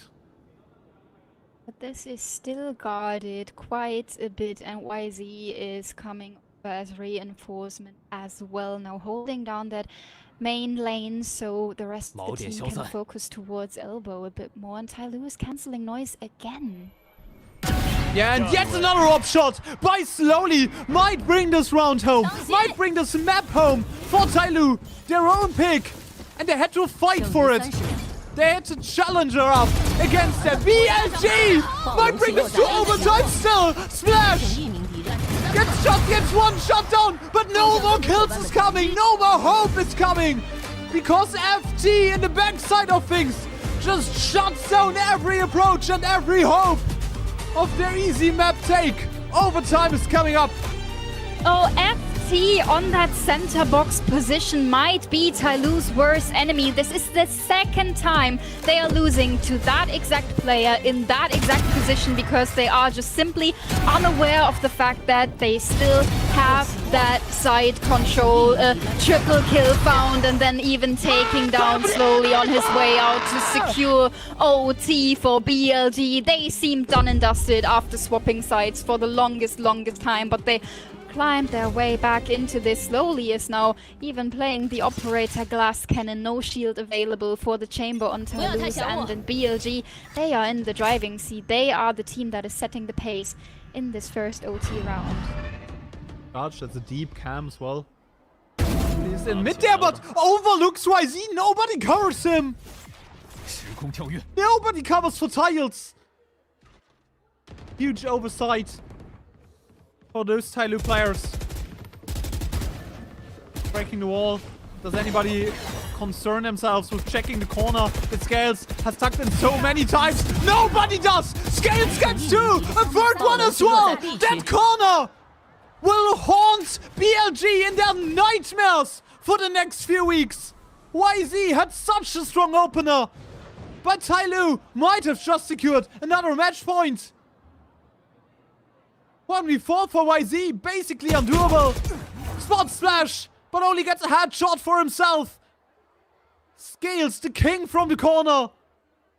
I mean, at this point, BLG, they have to consider giving that spot a new call out, maybe calling that corner by its name, calling it Scales. This is the second time the Prowler is not checking him. This is probably like the 5th or even 6th time he's playing in that corner and he's going unchecked. That can't be happening, and BLG, they know exactly they messed up. A timeout coming in. Coaches don't look too happy that this happened again and again and again. I feel like for both teams, there are some structures that are putting a lot of issues on them time and time again. For TYL, that is the center box on A. That is just simple not being aware enough of the positions BLG can fill into and the space they could take. And for BLG, it is probably just clearing your damn corners.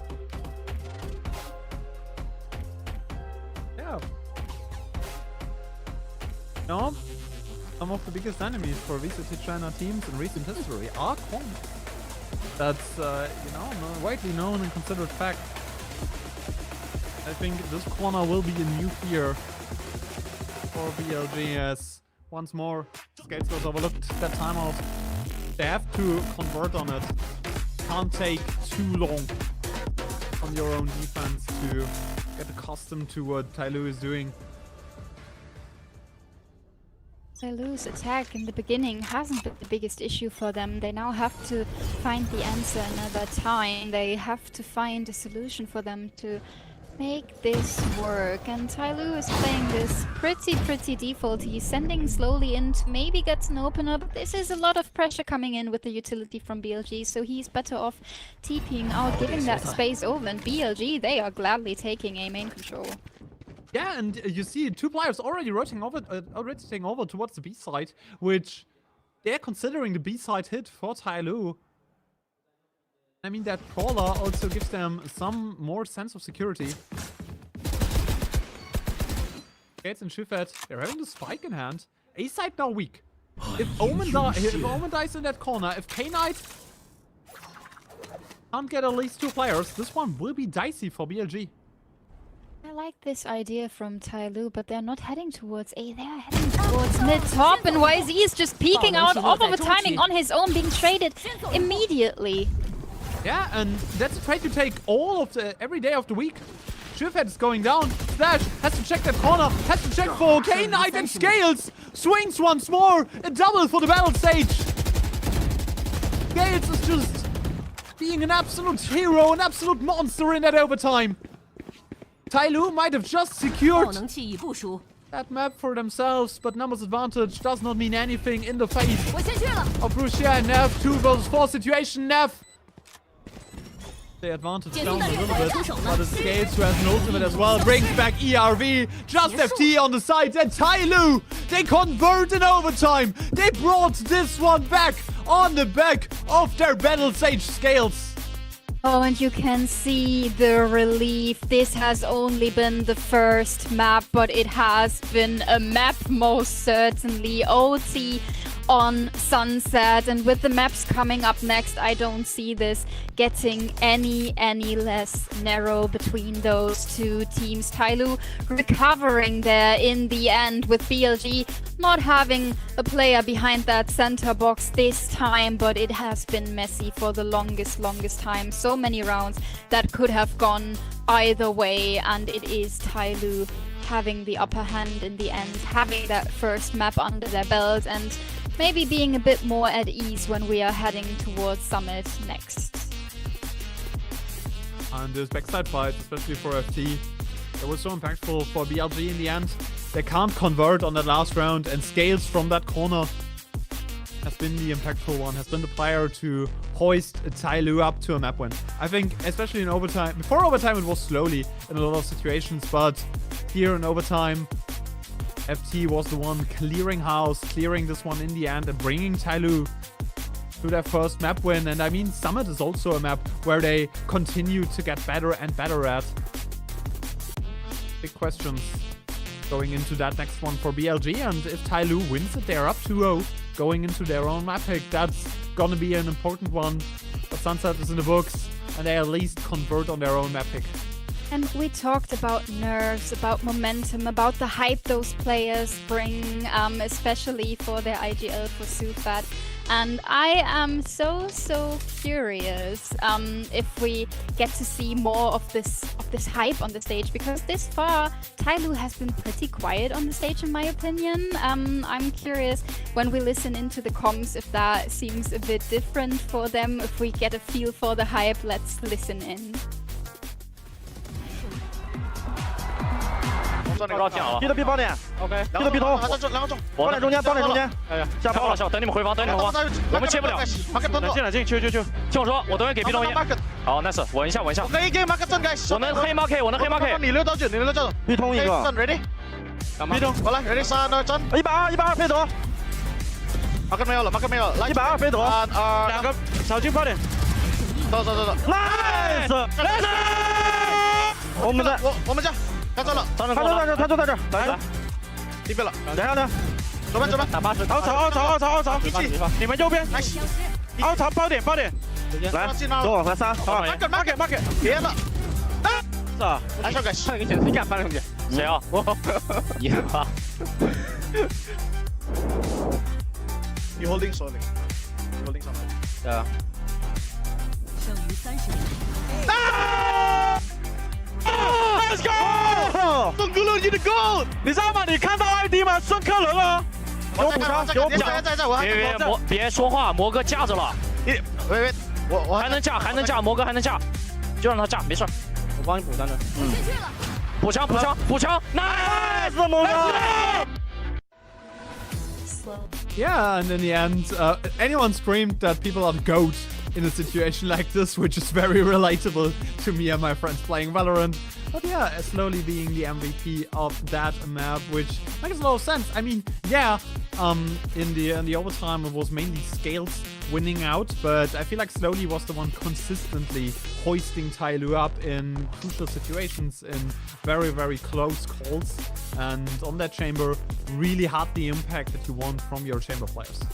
Yeah, and the heat map has been showing a lot of action going on towards that A main area, but I feel like the biggest impact Slowly could find was towards this mid-top area, where he's always able to isolate a fight and then make that choice of going back or going for more, and that decision-making has been working out pretty well for him in the second half.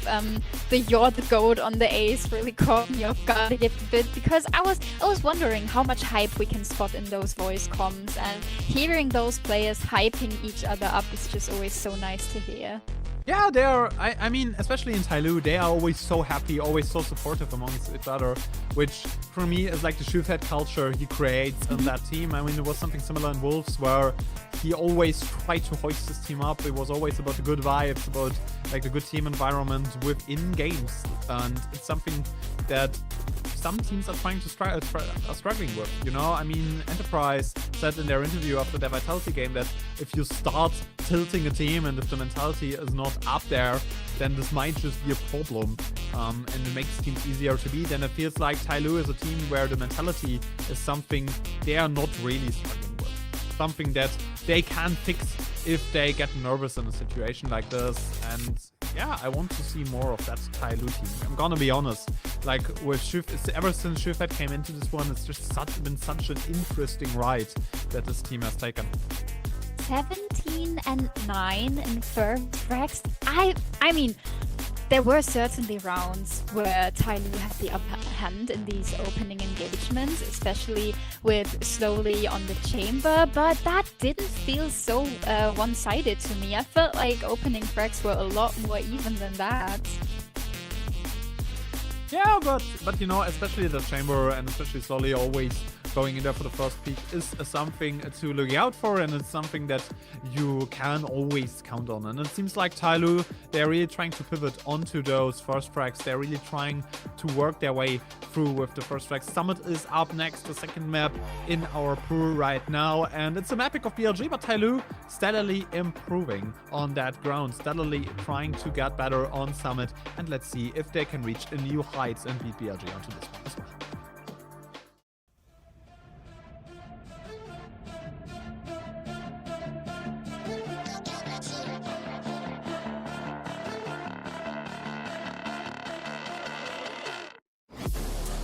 Inside of me, you better watch out if you ignite me. So road ahead of full prophecy to be the greatest beast the world has ever seen. I feed him every day like the bones clean. I feed him all the hate and he grows me. And he gets caught real big, pissed off quick. And if you cross him, you might drop dead. Metaphorically, of course, settling the score, never getting bored. Lots of blood and gold, always wanting more freedom from the source. They don't really listen until they feel it forced apart. And if you start shit, you be hard lived in the darkness. Torn apart quick, you let scars rip. You be chewed up and discarded.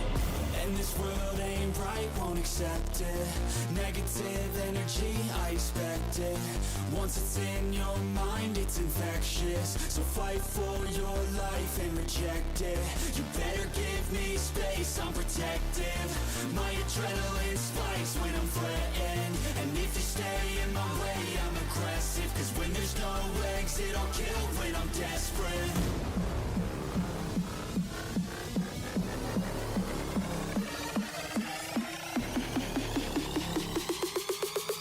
When there's no exit, I'll kill when I'm desperate.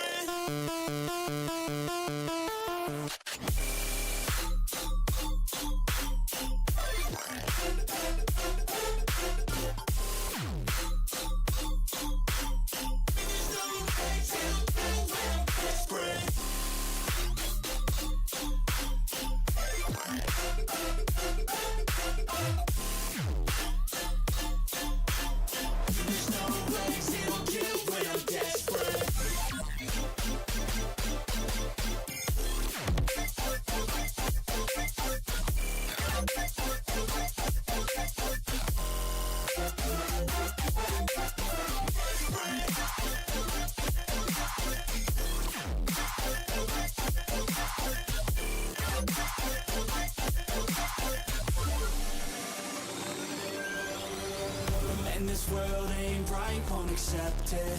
Negative energy, I expect it. Once it's in your mind, it's infectious. So fight for your life and reject it. You better give me space, I'm protective. My adrenaline spikes when I'm threatened. And if you stay in my way, I'm aggressive. Cause when there's no exit, I'll kill when I'm desperate.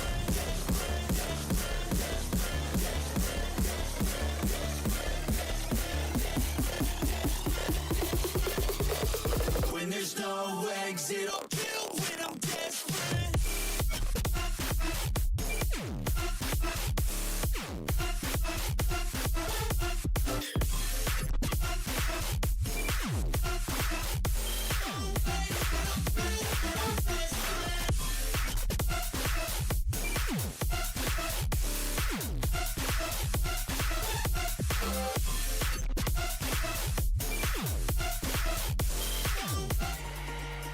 Welcome back to the VCT China English coverage here on Project Horizon. My name is Akamas and right next to me there is Dank, and we are just heading into the second game between TYL and BLG. Those two teams had a battle on Sunset, and we are moving into Summit as our second match, which is the map pick of BLG, but as we already talked about, they lost their last outing on Sunset against GLI Gaming, and on the other side there's the TYL side that with the comp change on Summit just got better and better.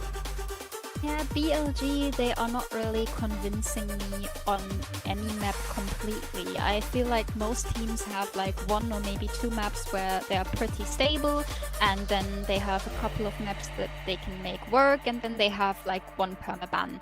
And for TYL, the map pool is huge. They have a bunch of maps that they can make work, and for BLG, it's pretty much the other way around. They don't really have one map that is completely reliant. Even the Sunset that we just saw that was 100% win rate before that didn't look too convincing with the results they had, 16-14 against TE, so not really something you can build on that much. The Summit coming up is at like 75% win rate this stage, but their most recent series they had on that map had the loss against XLG in it. The comp they are putting on that server is pretty aggressive in my opinion, pretty intuitive. While TYL, you mentioned it already in the beginning, they played the single controller harbor and then went for something that worked for them a lot better with having the Omen in there, having Phoenix Waylay has been doing wonders for them. I don't think we're gonna get to see any surprises when we are looking at the agent select pretty soon. Yeah, same. I also don't expect any surprise. I mean, if there is a time for surprises, if there's a time for something new and unexpected, it's now, right?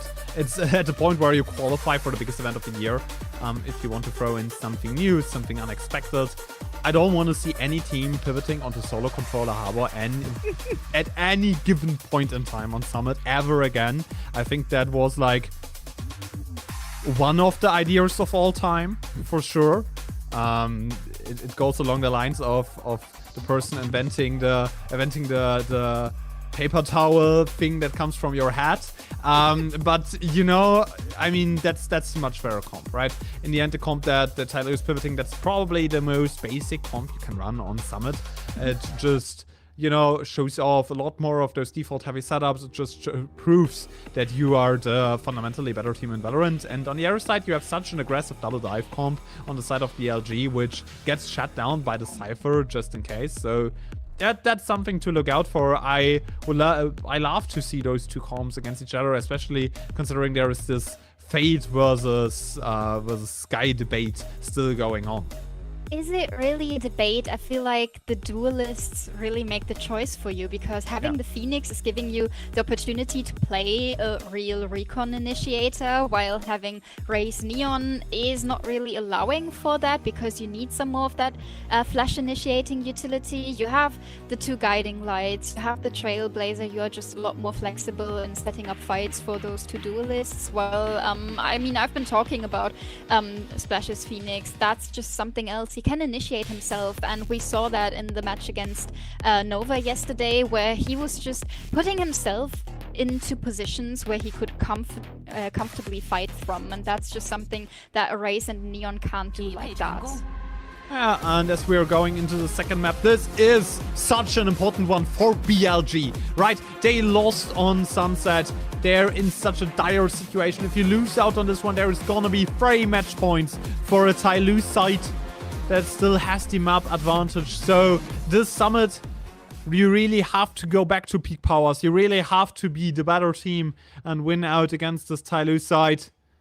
Again, it's a 2-0 on the horizons, and a 75% pistol win rate for BLG might make this one actually something you can count on.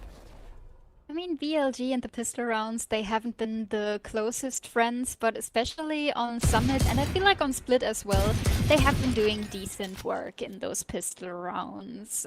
Starting off in defense, it's always a bit of an issue if you're going for too much proactivity. It can be a risk. If you're falling back too much, it can be a risk as well. So finding that sweet spot is essential for BLG, and the sweet spot might happen towards that mid-fight. Splash Getting a double opening, it's just too much. Yeah, and once again, that mid-fight goes south for BLG. YZ gets a double kill, but it's too little too late. Just K-Knight in a 1 versus 3, left alone by his friends. Spotted them at the campfire, all of them are dead. As the Reaper of TYL is just running amongst the lines of a BLG side that has to win that map. Splash, it's a big flash, pushing back K-Knight. Spike is going down, but both of the players are isolated. The double swing enables Scales to get one more. TYL winning that pistol round against the 75% pistol round win rate that BLG were posting before that. This whole mid-fight felt so surreal because TYL were like, oh, there are a bunch of enemies in mid, and BLG was like, oh, there were a bunch of enemies in mid, and then they're just shooting at each other for a hot second before the opening tracks are falling. Splash getting the opener there, and then we have Sufat planting more or less in the open with his knee poking out around that corner. This could have gone so terribly wrong, but TYL it's done in the end with a double swing against K-Knight. Scales is doing Scale stuff, going for an opening frag with the Marshall, and he is just so successful in those. Yeah, great flick by Scales and Neon. No-scope headshot. The mid door will also lead to TYL being even more flexible, and they go to the B side. That's gonna be set up. Scales has control over main, but his door is still yet to be shut down, so BLG has more angles to work with, but you're running into the bigger guns, so Splash has easy work to shut down YZ, which, you know, sets up the showstopper, but still brings TYL up more and more.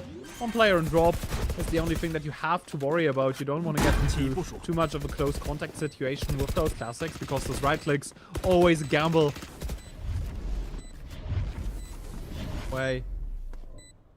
So like this, I feel like BLG is just waiting for the spike to explode and execute themselves on that explosion. Not seeing them really realistically fight into the side of TYL anymore. Yeah, not really. I mean, you talked about TYL worrying about that door when they already found the window to get the kills. One player going down, and now Splash with the Sheriff is going for more, finding FT, knowing where Neff is. Oh, and he's just hunting. He wants to get the ultimate online, and he might as well get it by going down. Some damage done, but it doesn't really matter. It is a second round for TYL, and the run it back available for the bonus round. I mean, it's completely fine that the Phoenix goes down here, right?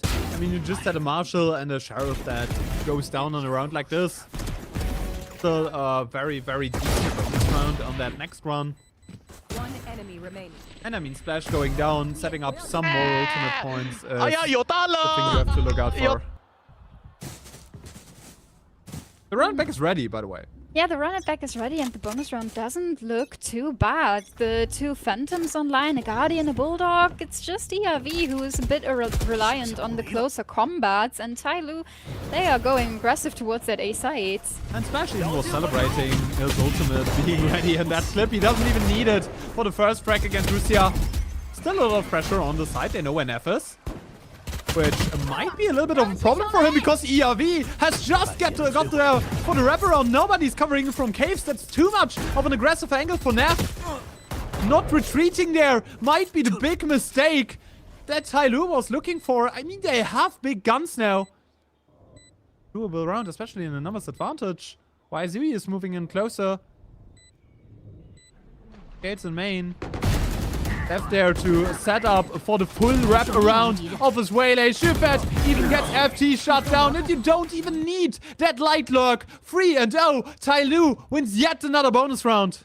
Oh, and those on-site smokes on the A side of Summit are so complicated to retake against because depending on how that smoke is thrown into the choke point, you have different angles to worry about, and I think that has been a big issue for BLG on that retake. The fights were way too easy to isolate for TYL, and they are certainly happy about converting that bonus round, stabilizing their economy, still having the run it back available while BLG is forced to save some money in this round. We see a couple of sheriffs, we see 2 bandits in their hands, but nothing bigger than that. And TYL, they know what they are up against, playing this a lot more slow, a lot more defaulty than the first couple of rounds, having the information everywhere, don't want to give out those solo fights, have someone close by to trade you just in case. I don't see TYL taking any bigger risks here. I mean, TYL is also aware. If they win this, it's 1 more and they go to champs. RV in mid. Take a fight. Trying to open some things up. The Sky Flash, the Guiding Light, giving off some information, but Scales in mid, still waiting. Spots the shoulder, gets the kill into K-Knight, and also the Sheriff in main for Russia does not budge, does not convert anything. Nav won a great headshot, but that's too much of an aggressive timing there. 40 HP for him, gets spammed by Scales in the end, who has to use his ultimate on the round, so he can channel this one into even more. But it's a 3k in the end, and Schürfett is loving it. Oh, that is what I've been missing in this first map. I talked about Sufat having this energy as soon as he's on those bigger stages, and I feel like on Sunset they were all just a bit nervous and shy, being as big as they usually are, as energetic as they usually are. Right now they are on their feet. They are so excited that they got a 4th in a row. The ultimate gone for Splash on the other, and for BLG the showstopper just came online. But why is he on the operator? Oh, maybe he is struggling to find the right timing to invest that race ultimate into the round to secure 1 for BLG. First operator shot missing the target towards mid, and TYL, they're just taking space and space and space everywhere. Slowly is already low. Slowly ASP. Look out for an execute. Kind of want your waylay as quickly as possible. Whistling past K-Knight, that outlaw still remains in the hands of Scales. If someone falls, there will be another weapon upgrade, but until then, Scales has limited impact. YZ drops that angle right in time.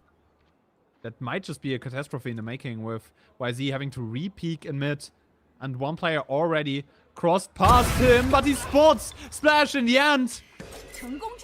Guiding Light gives off info.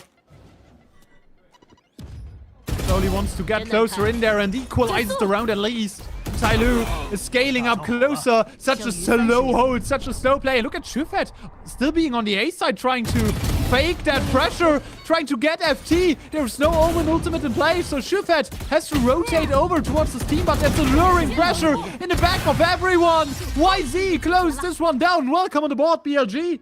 Oh, this looked like a too many cooks in the kitchen kind of situation. Yeah. Duels happening everywhere, and BLG is just staying in control. I mean, Slowly's timing in mid is lovely, especially since he is so low on HP. Finding that timing to slip through BLG's net and finding another frag is so important to stabilize and getting more control, but then TYL, they're just fighting all of these individual fights. No one can deal with Rusha, and so BLG is on the board. The showstopper still an opportunity, but you are already fighting against an early possible nightfall. TYL is going for the mid control again, but the angle from YZ is so cheeky.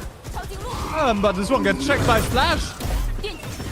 Big frag, big kill, orb down. And TYL firmly in the lead once more, firmly in the driver's seat. On that attacking half, Scales even invests his ultimate into this one, which reveals that the A side is yet to be weak. He on the backside, gets one, gets two, holds the game close. Makes this one possible for BLG, but Spike removed from that situation. You can get an ult orb because right now, slowly, it's moving closer towards the B side where the end should take place. So much space available for TYL. ERV is taking some time to find the rotation, and those are some isolated fights towards Trophy, towards CT. K-Knight could really find a gap in this attack from TYL, spotting Scales, and now the wraparound is coming in. That's lovely positioning from Slowly. And TYL is everywhere on that entire map. Everywhere and nowhere. Those TYL players are taking positions. F in a 1v3. What can you realistically expect from a situation like this? His position known, everybody knows. Will come from CT. Even the Cypher picking up the wire, but slowly on the triple kill makes this one TYL's own 1 and 5. It gets more and more dire for BLG. Dire, really the right word to throw into the mix here. Splash being so aware for YZ's angle with the operator. FT doing all the work to keep the round in a somewhat possible region for BLG, but in the end it's not quite enough. A bunch of ultimates now available for BLG, but they have to make use of it, and considering it is a Cypher and an Omen ultimate, not really the most impactful ones, but maybe a combination of the Seekers and the Showstopper could give them an opening, especially in a retake situation. The Showstopper sitting around for 3 rounds right now. That has to be used by D in the end. I mean, there's a Stinger on F. Be able to secure some better weaponry, some better equipment for the Sky in the end. YZ not spotted. Slowly is only faking this one. Still, an execute on the Cypher side is very risky. Even though Shufet and Slowly both trying to layer their ultimates into this one. No escapes for BLG, and an execute that sees K-Knight go down into the backside. They know that the Omen has to be somewhere. That Paranoia flying past. Whistles among the lines of TYL. Neon ultimate stopped. ERV gets one. A double kill by FT holds the game close. But Nev can't convert with the Stinger. The spike is not even planted by the side of TYL, and the round's already over. 1 and 6. This TYL side seems to have a lot of fun against a BLG that's losing hope.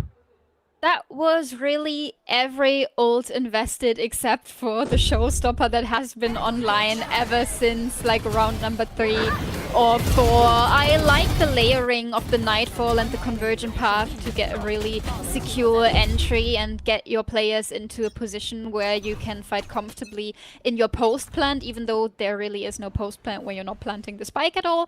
But TYL is really finding a nice way to play around on this summit map. It's like Slowly is omnipresent in this mid area. Sometimes he's just going on his individual journey, trying to secure an opening frag, and then it is TYL being back in this default. He goes against Slowly. Oh, he doesn't mind if he is stunned. Doing BLG's work from Sunset again and again, and then it's a full house for him.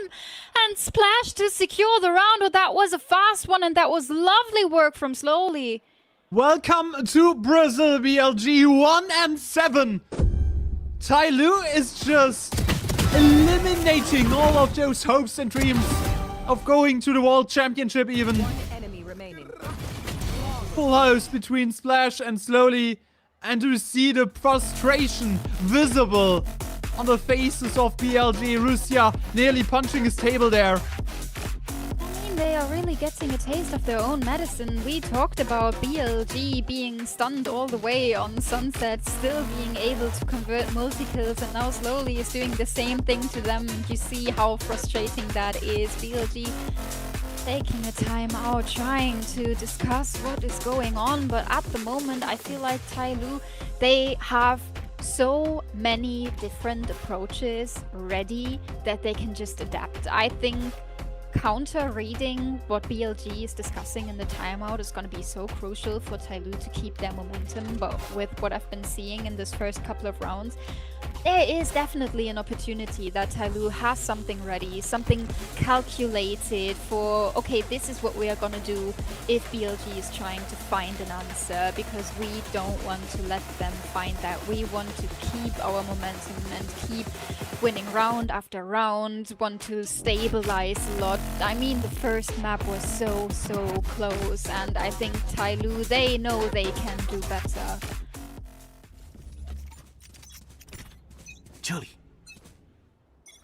They can do better, as you already mentioned, but are they really up for the task?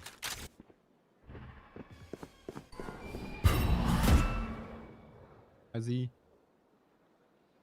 That's done something slowly on solo adventures once more.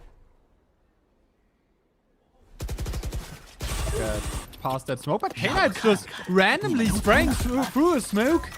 Big entry kill. Which reveals that TYL is just trying to fake that B side pressure, trying to go over towards the A side. TYL has to make the decision fairly fast right now, and you have the ultimate of Splash to get you some space going on to that side. Wall is up, ultimate has been used. Russia in an off angle, but the AWP has been spotted. You know that you have to flash in a situation like that, but K-Knight gets scales. At least double numbers advantage for BLG in the end, but Splash is trying to go aggressive, trying to force his way in there on a shorty. Why? Wow! In which world does Splash get 2 kills there, but YZ is too fast, too far ahead, and too strong. Oh, what is going on? Splash is even jiggling around with weapons in that smoke. Somehow found the timing to get past that showstopper, get past those enemy players and find a double kill in the end. It doesn't really matter, but I feel like BLG, they are definitely shocked to the bone how that could have happened. K-Knight with a really nice entry frag there, and you can see how reliant TYL really is on the space that slowly is giving them in their executes. But BLG, they found an answer, and you see TYL answering with a timeout immediately. They want to stay in the lead, they want to stay in the driving seat in this. And I mean, he ended Splash with his best 2k cosplay, but does not convert them around, and that's why they immediately trying to pick up a timeout here, trying to reassess their game plan, you know, because right now, as you already mentioned, they are so reliant on the lurking space that's provided by either Scales or Slowly, and you have to have a more dimensional game plan here on a map like Summit, where you know you have so many options, so many avenues to go towards the sides.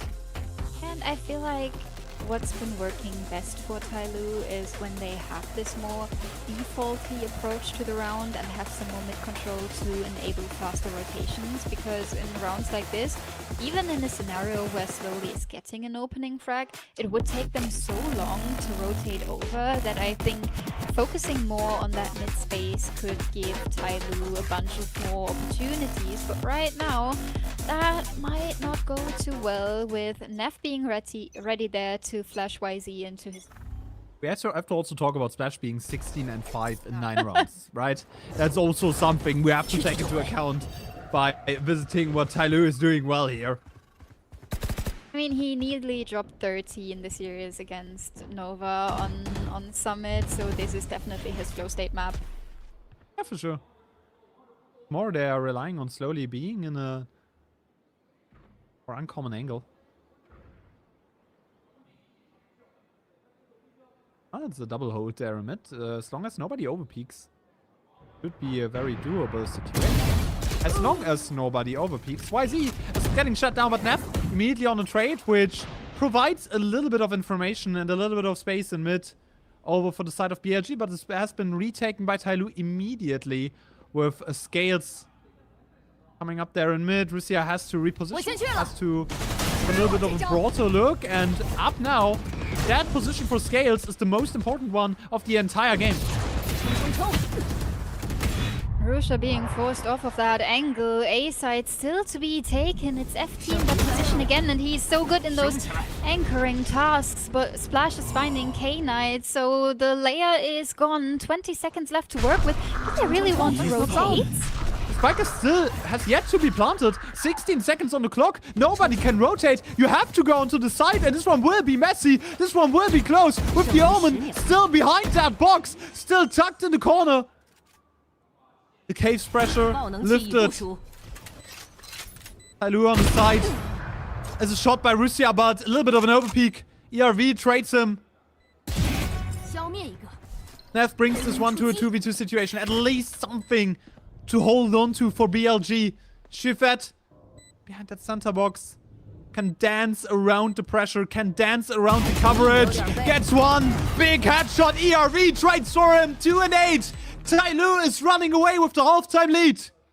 Oh, this hasn't been pretty, but it is around for TYL in the end. I feel like it is really BLG opening up the round for them with FT using his From the Shadow to TP out and secure space on the B side that isn't really played at all. 20 seconds on the clock, and they are still considering that TYL might go for a rotation, even though that would be so stressful and it gets so messy. But TYL secure the round, secure the upper hand in this 2v2 in the end. We see them going for yet another mid play. Some space taken from BLG towards that B main area, but Russia's fallen so soon, and now it is really Neff's decision if he wants to go for the fight or if he is falling back.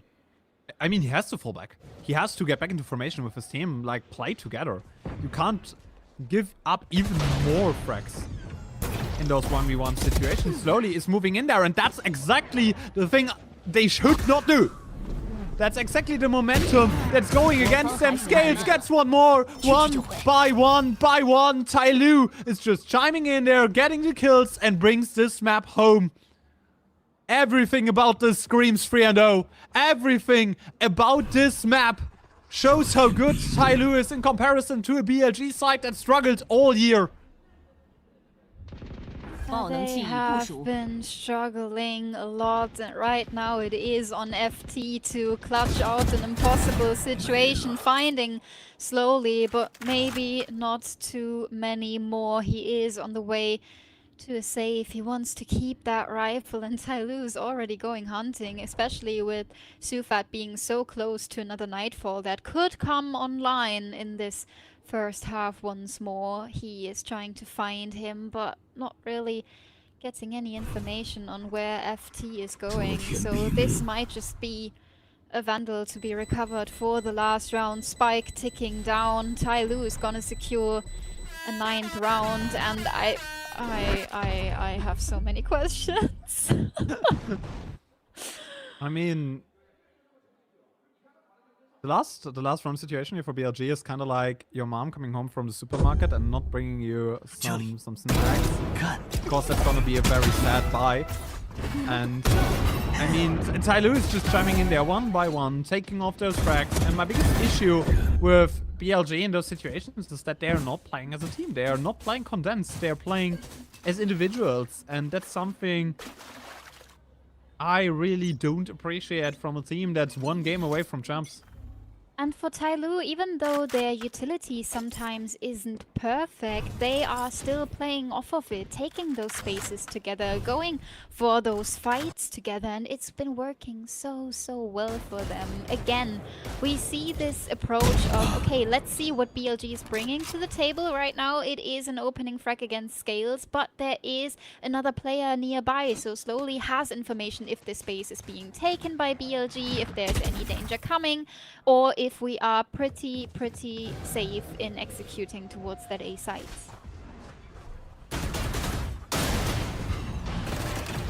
Gonna be a quick one at that. Nav pushed away by the molly. Lucia still on the side. Has to find some impact on that judge. Gets one, but that's just a trade. Still, from a weapons perspective, this one is dire for BLG. They have to force their way back into a site stacked by all of the TYL players. The spike has yet to go down. They are trying to lure BLG out. Purefed is now just planting his fight. Splash gets yet another kill. One by one, piece by piece. TYL is crafting on that double-digit halftime lead. Just a Guardian and a Vandal. No more big utility pieces. Not a lot to work with for BLG. They're coming closer, and it's just FT. 10 and 2. TYL are running away with everything that BLG has built up over the years. The new generation is here.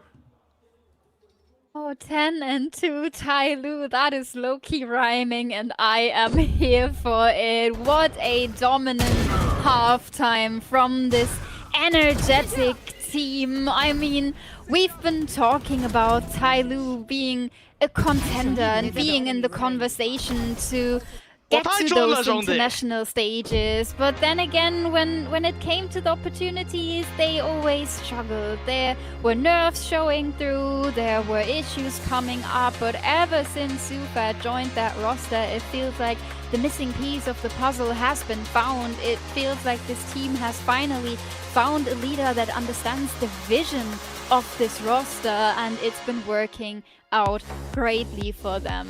10 and 2 in the lead, and now they have to convince us on the defensive half, or maybe BLG show us that the attack is really the heart piece of their composition, with having Neon and Raze, with having those flashes available. I mean, there are certainly utilities to work with, but getting back into the driver's seat after being so far down is always a tough task to ask.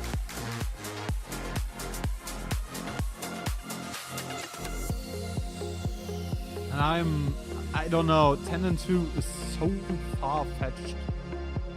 It's such a big momentum shift needed right now, and that pistol round is the most important thing. And look at the vibes on that TYL team right now. Look at them laughing at each other. Look at like Shifet just having fun on that stage. And that was my biggest concern with TYL, them not having fun on that stage, them being nervous about that situation. It's 19 kills at halftime for Splash, 404 ACS going into halftime. There might just be 3 rounds left. Having 400 plus ACS in a lower final game is a bit mental, but he's been going so nuclear on that Phoenix. It has been so fun to watch. Now, a very important pistol round coming up for BLG, but TYL might have the perfect read. Slowly, what on earth is that? And you can start waving bye-byes at BLG after those kills. A pistol round lost at the beginning of all of this. And yes, you can scale up mid. You can isolate targets. But slowly is to one. Owning that system. Players already in caves. All of a sudden, K-Knight might make this one doable. But Shifet gets a kill, but now the jig is up and one of your players on 20 HP, FT. Not do anything in that round, realistically. You have to mid-space. Somebody has to watch K-Knight.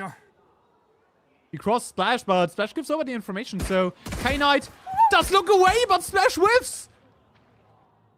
Oh, he was so certain he got the kill. He even looked completely to the other direction. YZ whiffing himself there and down to so low HP. Splash has an easy target found. It is a numbers advantage for TYL. It is only 20 HP on FT. How much can you do? And the RV is facing closer there. A right click! The luck starts kicking in as well, but somehow, through that capability of sheer gunpowder, it's a one-on-one and K-Knight secures the pistol! K-Knight gets this one back! The bye-byes have been waving off! And K-Knight gets a pistol win, even though slowly, had the best possible start. Well, someone came to conclusions on how this round is gonna go pretty soon, and someone has been proven wrong. K-Knight is doing all the work to keep BLG, to keep his team in the competition. 4K secured to make this round possible, and now TYL, they have to save against a full buy coming up for BLG. We see Rusha on the Marshall, we see a bunch of bigger weaponaries that could end up being a pretty strong bonus round if BLG get this one over the line. And he gets an entry frag, but that's a little bit too close for comfort. Shufet and ERV, they're converting on their frags at least. Shufet dodging the nade, still on side, but at least FC jumps in there with one. Gales behind all of them, whips those last few shots. But in the end, it's 3 weapons down. That's a fairly fine round against the buy-up by BLG. Oh, it is getting messy again. It's happening, it's happening. Things are not going the way BLG intended them for sure. This whole fight towards that A garden box hasn't been looking too secure. With the nade coming in, Sufat is then in a position where he has to move off of that angle, but the damage certainly done. But BLG, they are buying up. They are deciding that they need to invest into this round to stay in the fight, and YZ finding an opening is maybe exactly what the doctor ordered.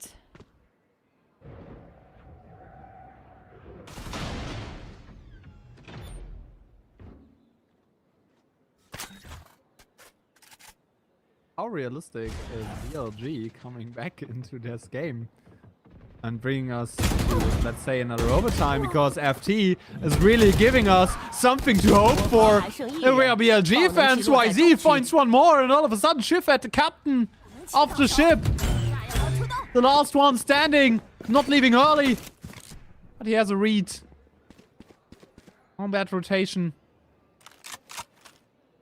Has to spot those few players. Door has been shut down. Make a decision here. Are you moving into drop? Or are you trying to fight up front on the side? But FT gets even more damage.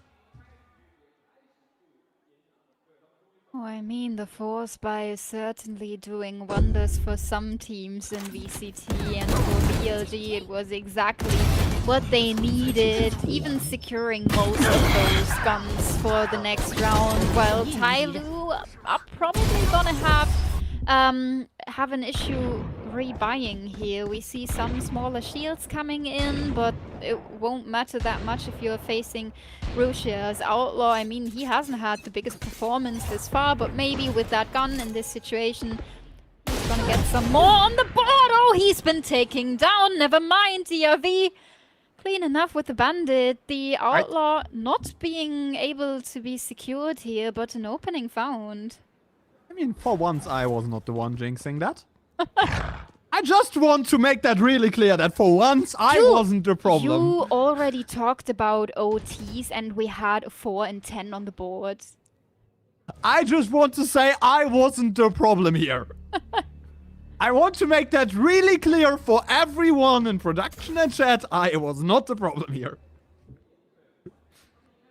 But maybe the biggest problem is the huge mid gap that TYL is leaving open there, because BLG is taking advantage of that.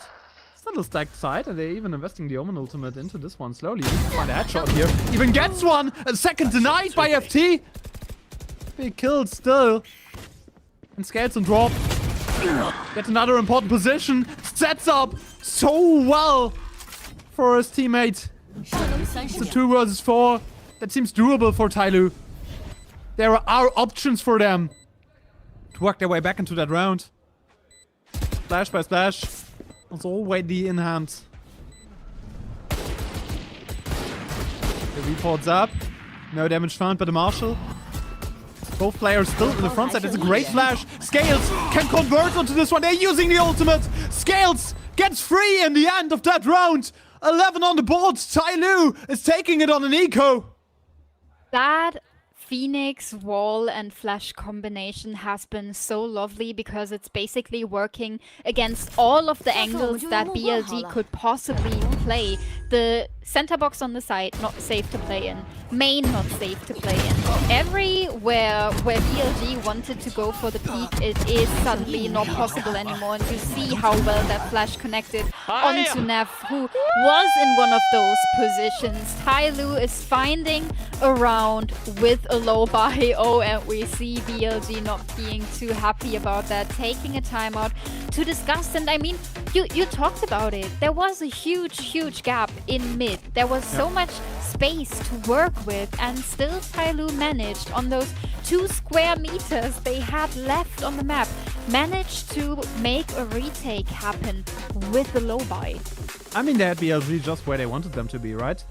That was the plan all along, to give them the space over towards middle, to funnel them through a short entry, and then be in the close range situations that you need. And I mean, the impact that Scales finds on that bandit is insane. But still, BLG had so much to work with. That's why I understand the timeout coming out here. You know, even if you have space right now on the side of BLG, it seems like TYL is just a better team.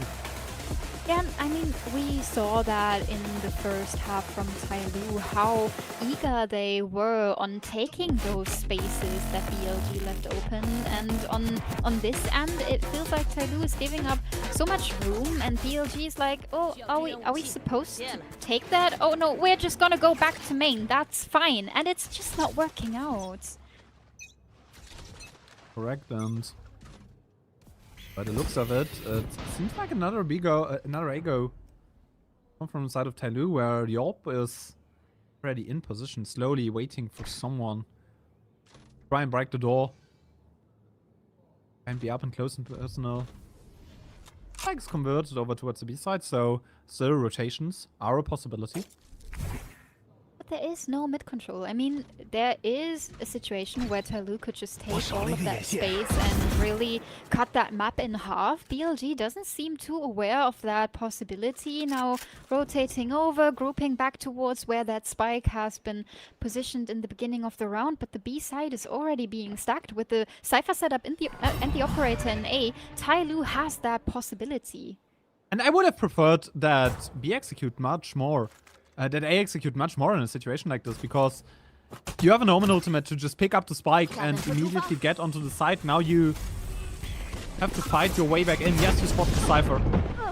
That's something to look out for, but here is a Seize and Molly combination for you to work with. Russia shut down early by just one utility piece. 30 seconds to go. There is no way you can rotate over towards the A side safely. Even with an Omen ultimate, there's still a Cypher waiting for you. That showstopper goes nowhere. ERV from the backside holds the numbers even. 14 seconds to go. You just have to stop the plant in the happenings. But FT brings them back into a numbers advantage slowly, and Scales, they have to rotate over. It's a long way to go for them. The AWP does not find a target. But right now, the Cypher has moved over towards the other side. Might be able to provide some support for his teammate. Distraction is not enough, and BLG gets one more.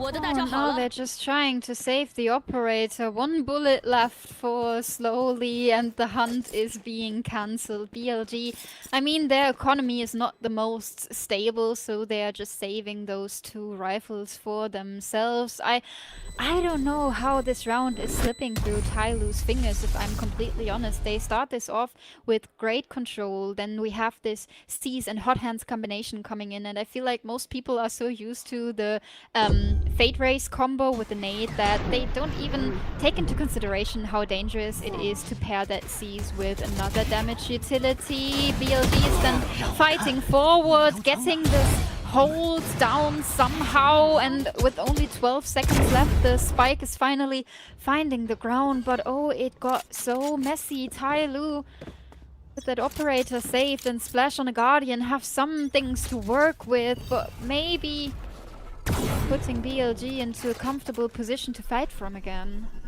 Yeah, but I mean, TYL won an eco the last time around as well. So if they're good at something, then it's that. Gonna be an A execute on a completely open side.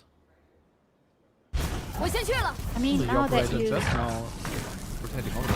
Now that you say that, I'm pretty certain that TYL won against Nova yesterday with an eco round, but on Ascend. So maybe that is not coming to work on Summit, but the plant down for BLG slowly finding a nice timing for that opening frag. And Splash's ultimate, this one is actually pretty doable because BLG continues to walk into close range angles. Another paranoia to put off YZ. No goalable. And I mean, there is a Phoenix ultimate in the running as well to run it back. To be closer to the side, K-Knight has to fight. Get another kill by the Molly. And they are throwing everything into that round. Big investment by TYL. They want an eco win. They want a big one at that. Nap gets one more, but Splash converts as well. And all of a sudden, one by one, TYL is crashing into the side. A retake, not a stack to bring them home. All of the ecos, all of the ultimates invested into that short piece of space. Splash is playing the most perfect Phoenix I've seen in a while. I feel like the person responsible for designing that agent is looking at what Splash is doing and has tears in their eyes, being like, this is exactly what I imagined how that agent is supposed to be played. That impact is crazy. 2 hot hand kills in 2 rounds. Those flashes are so hard for BLG to work against because the position of them is lovely. 在那儿。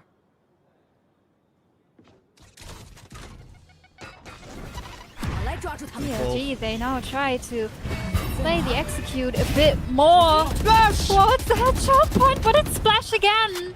Opening up once more with the support by Shufet. It seems like an invincibility for TYL on that map. The third map is coming. The match point is coming for TYL. The Dragons overrunning one of the premier teams in VCT China. Neff gets a headshot in there as well. All of a sudden, the 1v4 seems doable. 发能器已部署。 Might that just be a match point? Blocked, but no! Scales denies! Even my jinxing can't save BLG in the end. 2-0. One more map to go to champs. Shufet has to be revived. The stress too much. I mean, there was no Sage in this comp, but Resurrection certainly tried from TYL there in the end. The IGL might have gotten 1 or 2 gray hairs through that match, but I mean it's fine. It was a dominant win after all. It was Splash doing Splash things again, and nice performance from TYL on their enemies map pick, if I get to say that real quick. It was Sunset that TYL decided to play, and it was Summit that BLG wanted to play, so maybe not the best position for Billy Gaming to be in at the moment. Yeah, and I mean, TYL winning on the map pick of their opponents makes this one so much more doable in a 3-0 fashion for them. There's one more map to go, which is Split. And that's a do or die one for BLG. Like, if you lose this, your dreams are over.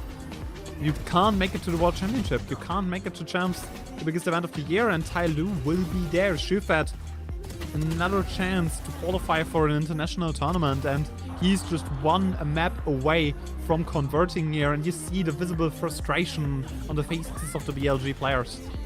Yeah, they are not feeling too well, and I wouldn't either, knowing that Split is not my best map, and that is coming up pretty soon. But before we wrap our heads around what could potentially happen on Split, with maybe a new comp, maybe a new approach, maybe we do get to see the Euro from BLG again, who knows. But before that, we have a listen into the comms of TYL. 我来了，手小狙，我对两个。有来了，弄的，莫哥。波提，go带，加波提 ，go。哦，耶！哎呀，有大了。 Thank you guys。drop。我好张，哦，好，上位。guys，小飞，你还要棍吗？加满。哦，能切 drop 吗？我对话，来站。别漏。我败了。两出来，两包，我被摆了，2个包后进入2包。我给你，稍微逼左边。2-1。眼里，我对上，右边，那，一个，加一会，他 B 要压出来了，来，什么情况？孙哥伦 A 点压了。啊哈，我一堆，我有烟，等要一下，不要来？后面小飞，我给你扫飞，我来了，小飞。 3、2，来，没有，就，看眼里，我架左边我的，左边是我的，来不了，可以就好吧。 nice， 可以了，拿项目上去，右边也散了。我方还剩1人。这个啊 ，Let's go！ 我对上 ready， 来对上那小红，把地上，别动，左边，我在，地包，哎呀，上阵 ，Let's go！ And Splash taking home that MVP in the end. I mean, reasonable at that. Nearly 400 ACS, 9 multi-frags on a duelist. He had such a great performance on that Phoenix. It just looked so clean what he was doing on that map. And yeah, with that score, like I haven't seen that maxed out in a while. I'm gonna be honest. Yeah, I mean, he certainly found his impact, but I mean, after having like 400 plus ACS in the first half, ending on like 300 and a bit, it feels like he subsided there just a little bit. I mean, he could have done more, certainly. Alina, your expectations are very unreasonable in my opinion. Give Splash some slack. It is Splash on the Phoenix on Summit. It has been so amazing all playoffs, and it's just so fun to watch. I mean, look at those highlights. He's so great on the Phoenix. He's so confident as soon as he gets to lock in that agent. It's lovely to see.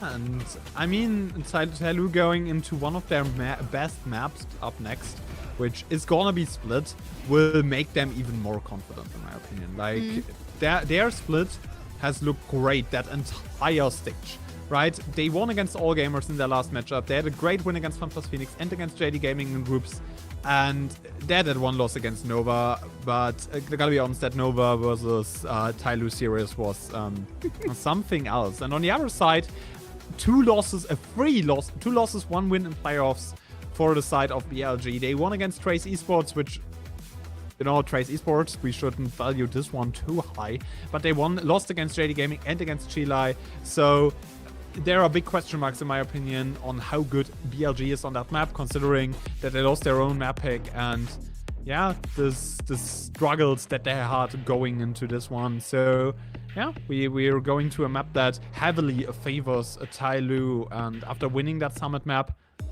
it might just be a quick 3-0 for the TYL side. Oh, he said it again. We will see if VLG can fight their way back into this. On Split, you mentioned it. Not their best map, but we get to see if they have a chance on making this series a bit harder for TYL after just a short break. Don't go anywhere. We will be back pretty soon.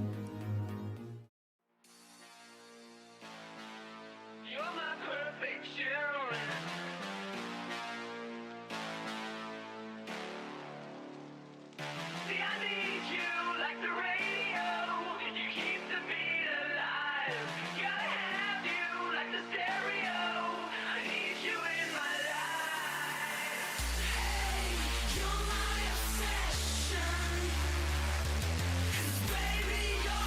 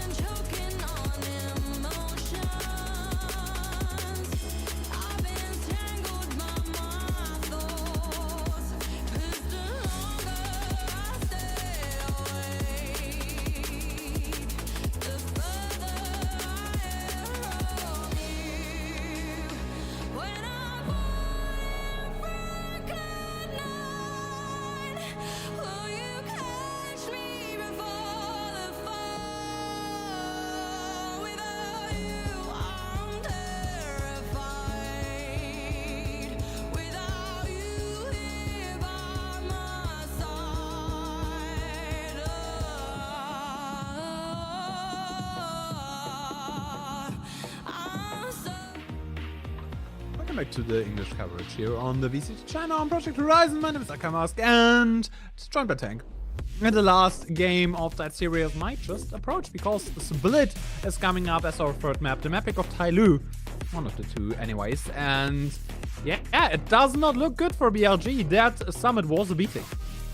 Yeah, and sometimes things do look simple and sometimes things are more complicated, and you can pretty much say that about the comps those two teams have been playing, because for TYL, they pick the Jet, they win, they don't pick the Jet, they don't win, and the not winning only happened once in this stage. And on the other end, BLG, oh, they tried out many different things, having the classy Sentinel with a deadlock, playing the double controller, double duelist that everyone is playing, and now recently they added in Wele Yoru instead of Raze Neon and have been playing that for the whole playoffs, but not really with the most success, if we are honest. Winning against TE in the upper quarterfinals, but then losing against XLG and JDG, it's not really the most consistent statistic to work with.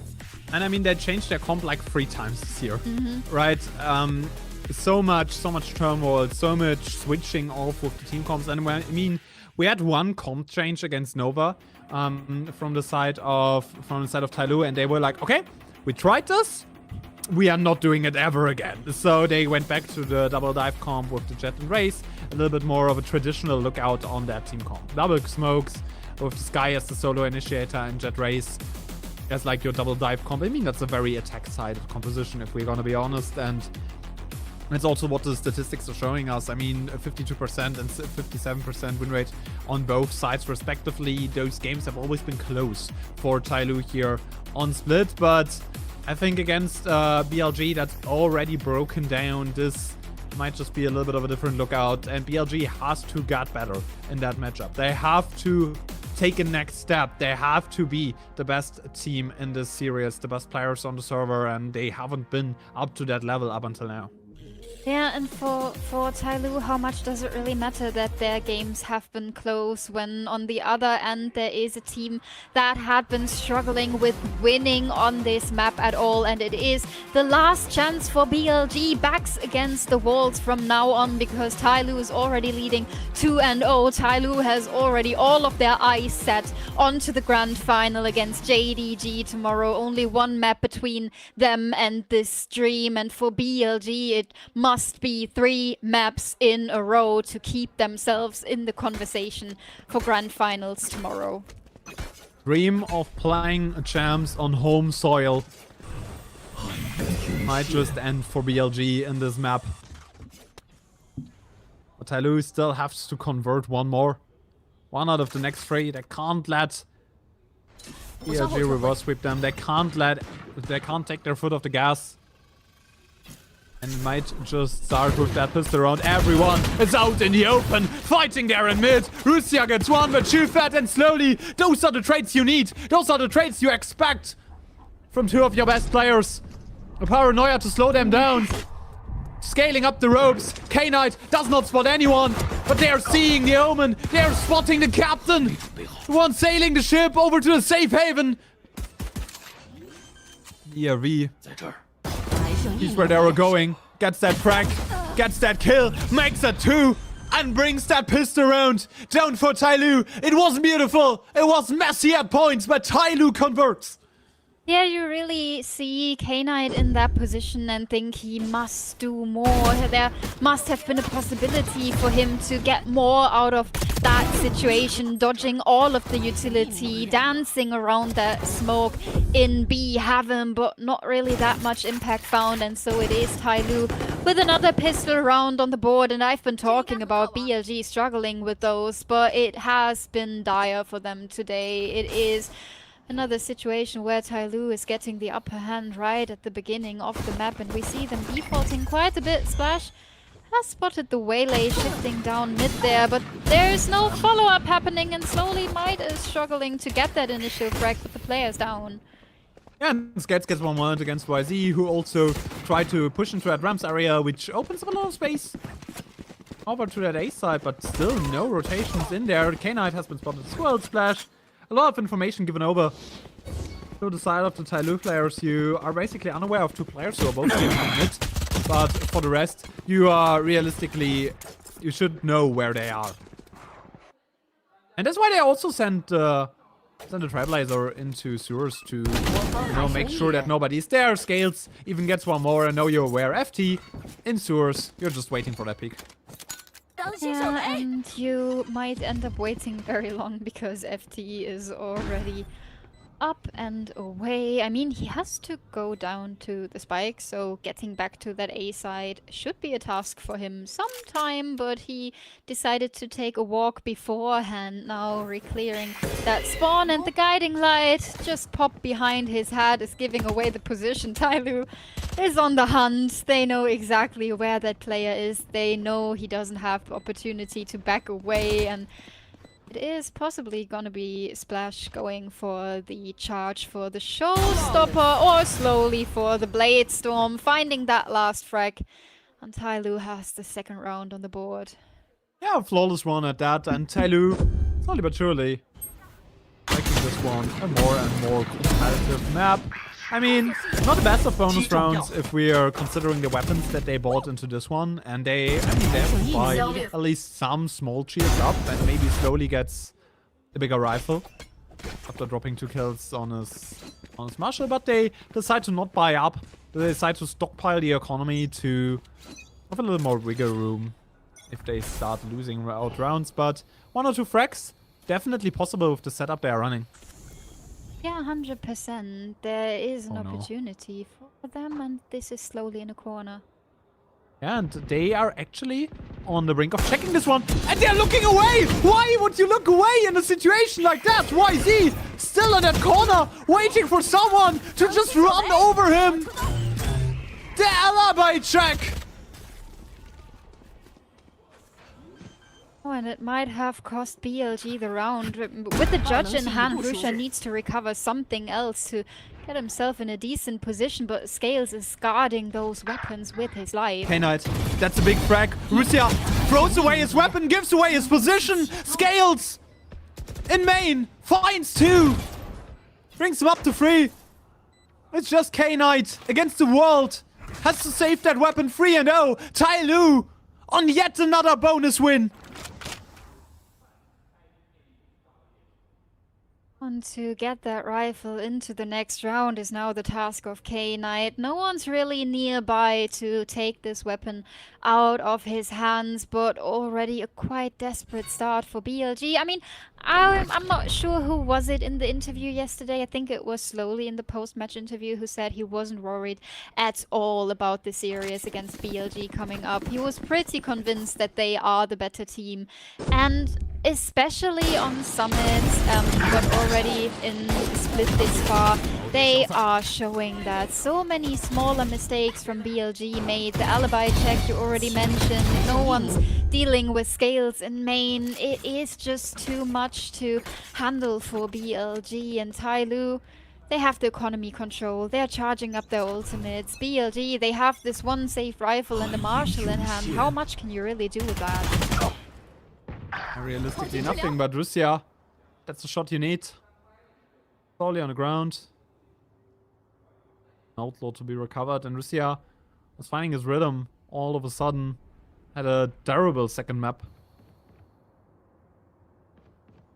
Here he is able to convert something. YZ is standing out in the open, just giving Skates a free frag in that situation. Which also limits your flash potential in a map like this.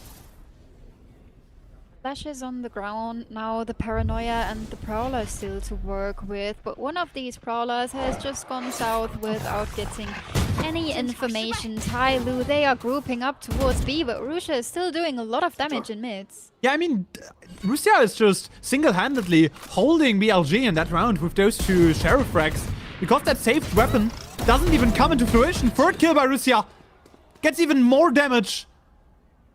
The saved rifle of K-Knight doesn't even come into play, and Russia already set them up for success. K-Knight has to move back, Nav and him, the 2 remaining players. Yeah, we is waiting for the peek in heaven. Has to tap the spike, has to wait for someone to run into his crosshair. Angles waiting. Taps the spike. Has to plants one save. Brings him into a 1v1. Neff coming closer. From Ali. Heard that teleport. Should be aware. And Neff gets it shut down. 1 and 3. BLG is not out of this. They are alive and kicking and they want to bring it back. So alive and kicking, certainly on the back of this hero round from Russia. You already mentioned he had a quieter map on Summit, but here he is showing us what he's made of. Such a flexible player. I mean, he's been playing the Neon on Summit. He's now on the Viper. There's a lot of expectations on a flex player like that, but right now he is showing us what he is capable of. BLG now have the operator on hand for YZ, who hasn't been too successful in openings, but maybe that is changing with a different gun in his hand. And a Nico to start off the comeback. The reverse sweep start for BLG. Maybe. Maybe that's the crucial round they needed. And it's slowly moving up. Go towards middle and immediately gets an headshot onto Neff. A lot of utility on the ground already. And an important one for each retake that they are trying to take. Right now, TYL. Oh, they are in a corner again. Scales spotted, but the paranoia missing the mark. And slowly gets one more frag. Yeah, K-Knight on a big trade. But that's just the A side fortified by BLG. Meanwhile, it's TYL on the B side planting the spike, a retake in a 2v4 situation, undermanned. And hurt by the bullets of their opponents. It's K-Knight and FT, they need to get closer to that side. They need to get closer towards the fight if they don't want to save those weapons. And it seems like they will. 1 and 4, TYL going back onto 3 rounds lead. FT is so far off. Maybe expected TYL to go back for the A re-hit, but TYL, they found the gap, they found an open site. No one could disturb that plant from happening, and we see slowly already considering that BLG might be moving around that mid area with the operator not the most flexible. Maybe has to back away soon, but it is slowly again at the end of the day, so he is not backing away at all. He is going for the duels, hunting them down. I mean, he knows how unstable the economy from BLG is, but they do get to save those 2 weapons. The operator still in play for them, probably gonna go back into the hands of YZ, and 1 rifle taken as well. So maybe a chance for BLG to invest into this one, or maybe play those 2 guns as hero weapons and see what they can do. Maybe Russia is gonna get a triple on the Sheriff again. Yeah, maybe. The options. Yeah, for and foremost, it's a timeout for BLG. They want to have a little talk, a little chat about what happened in the last few rounds, because it wasn't pretty what BLG was showing us, right? In the 1 round they won, it was Russia having a live round on a triple kill with a Sheriff. And that's something you can't repeat. That's something you can't rely on. Not really. I mean, definitely at this level you can always have this hope for one of your players popping off in a moment where it matters, but it's definitely something you shouldn't rely on too much, and the repeatability of that, definitely something BLG has to worry about. Only 1 round found this far, and I mean, we've spotted some mistakes, we spotted some unawareness, and we also spotted some utility not really being in the right places, being a bit too far off, a bit too early, a bit too late, a bit too not at all. I mean, sometimes BLG, they're just going into the fights with a weapon in hand and feel like that is enough, but at this point, TYL have been proven all over again. It certainly is not. Now, surely it's not. FT and YZ, both duelists with a rough start to that map. Immediate ultimate popped into middle. Big Viper spit. Segregating the parts of the map that are important. Also enabling very fast rotations for the side of BLG. You know, that's why the default pit is one like that. Yeah, it works pretty well, especially since TYL have been playing so slow and going for those picks. Mid is now an area where you can't really do that, but TYL, they are trying to find another answer, another approach to work against this. We see BLG shifting some of their players over towards A, the operator now there as well, so slowly is not getting out alive, but the rest of his team has already grouped. They want to hunt down Rusha. Yeah, problems for slowly in the end. They are investing the Seekers to push down Russia. He's already out of his ultimate, which makes that judge so unreliable, but YZ there to cover for his Viper. Scales onto 4 HP, the Viper's Pit will go down in mid, Scales healing up a little bit at least. It seems like the round has fallen apart for TYL. Buy up. Or BLG. Seemed to be the correct decision, an Omen ultimate to get into screens. Give yourself some more space, but already cancelled. Scales! Impact frag! Impact shot! FT from the rafters! Gets two! Shufet and Scales both shut down! ERV has an awful lot to do in a situation like that. 1v2. Spike will go down. Should hear the drop. Someone comes from the heavens, but Russia is just forced on the trigger. Second round for BLG. I mean, the fact that ERV is even getting the plan down feels a bit illegal in that situation. Getting this double kill, getting the spike on the ground, but then not able to do more than that. I like how BLG has been reading the rotations here, because after TYL decided to fight against that Viper's Pit, they were pretty aware that this is gonna end up in an A re-hit. So they send YZ over, the operator is in play, the A side is pretty stacked, and so BLG gets their second round on the board. Another retake that they can make happen, but they all end up being so close. So nothing to really lie back on. BLG is still pretty much on the edge of what they can do, and TYL, they have another idea. This looks like they are gonna hit A rather soon than later. Yeah, very straightforward. Execute something else from the side of TYL, but this time YZ is the one finding an entry. Nev from the side, another kill for him. They have to hunt him down as fast as possible. There is still a Fate ult on the horizons if they whip too many shots, but Shufet gets two. The captain steps up.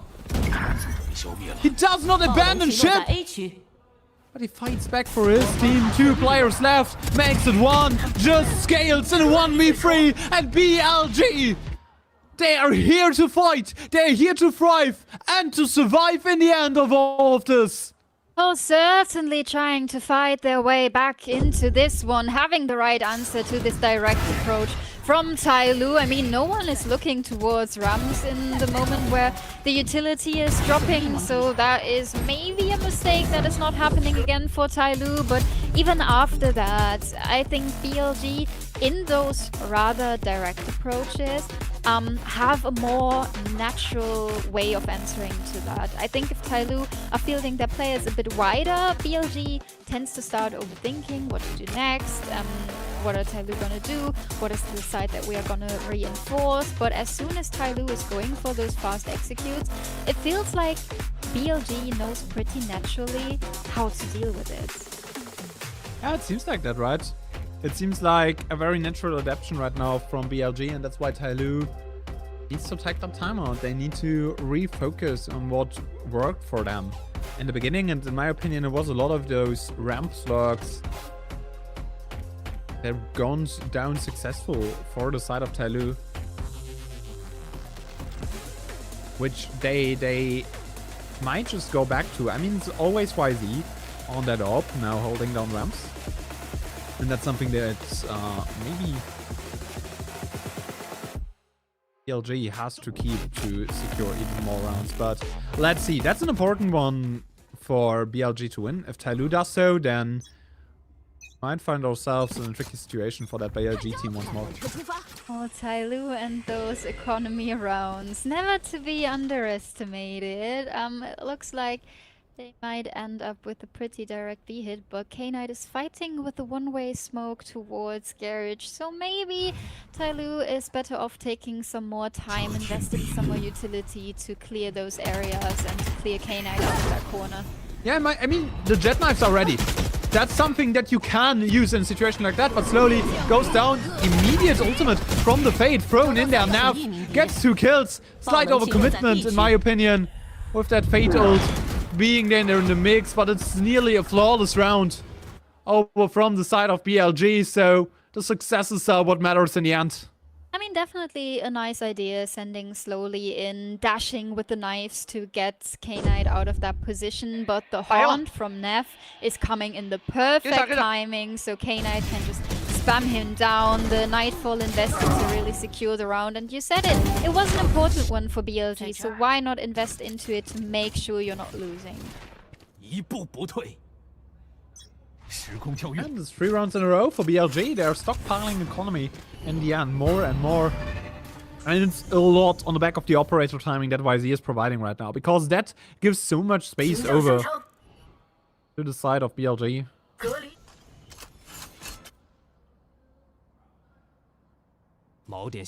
Just be a straight up A hit. With just the AWP line there. Those straight up hits haven't really worked out for TYL this far. No, not really. I mean, that's why I'm criticizing here. Like, those straight hits are what brought BLG back into that game. And look at FT finding yet another double kill. Big damage. And I mean, those are 2 of the most important players on that TYL side. The Spike is still in main. No Omen ultimate for ERV to rejoin his team on a fast lane. Spike will go down. Numbers advantage still firmly in the hands of BLG as they use a Neuro ultimate to get back into the side combined with the Omen ult. And Rusia gets one, but ERV and slowly are shutting down that approach, shutting down what they are building. All of a sudden, the TYL hold turns the tides of that game. Oh, that is all so individually fought for. I think BLG, I mean, they have the numbers advantage, yes, but they also have the upper hand with the positionings. TYL, they were so crumbed in that backside, and then it is, oh, okay, let's invest the dimensional drift, so the numbers advantage isn't really there anymore. YZ is just going out of that without any utility support because all of his teammates have been falling while he was in that ultimate, and it feels like BLG is just opening up all the doors so TYL can set foot into all the places they want to. BLG had this round basically under their belts and decided to let go of it. We have a little bit of attack pause coming up. Should be fixed in a few seconds. A little bit small player issue here. It gives us a little bit more time to talk about what's going on in this matchup, because as you already mentioned, those straight up executes did not really work out for TYL, and it feels like they muscled their way past BLG on that round, because, you know, on that side execute, it was just a lot of raw aiming and Euro coming out of that ultimate a little bit too fast. Yeah, I mean, I like YZ on the Euro a lot. I mean, I really enjoy him on the chamber, but the Euro has been coming to him so naturally, and I feel like he's a lot more confident in taking his operator fights with having the opportunity to TP out. That's what makes his chamber so great. But in situations like that, I feel like sometimes the decision making isn't optimal. Going for that dimensional drift is maybe something we could criticize because you're losing your numbers advantage, and then going out of that ultimate without having any support available is a huge oversight. I mean, it's not like YZ had another chance to get out of that space. He couldn't go much further than that, couldn't really go back into screens.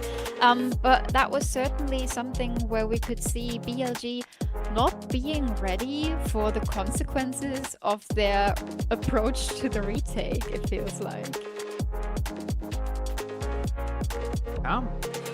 So, I mean, Unite is down pretty good in my opinion. Like, this obliviousness on consequences is what cost BLG rounds throughout the entire day so far, right?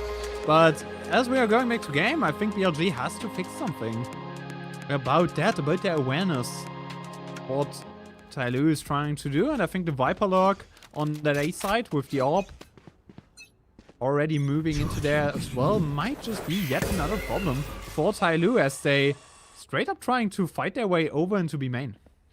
And this is an absolute swing round for BLG. The one last full buy before the economy has an end for them. And BLG, they are desperate to get another round on the board. A 5th would be great. A 6 or maybe even a round number 7 should be possible. Rusha going full timing and he's not traded out immediately. A double kill found before the leader of TYL can take him down. Yeah, Splash and Scales both down, both on the ground. But it's an overpick by K-Knight.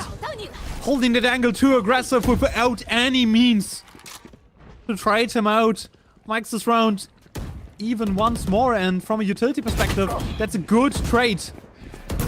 For TYL, only one duelist and a Sentinel-esque player down on the floor. TYL still has their flex smokes, still has their duelists, and slowly converts. Slowly, one bringing them back. Nev, I mean, you have a haunt, and look at YZ behind everyone around where he is the one up there for the decision, the person that can decide everything for BLG if he finds the shots, and he does!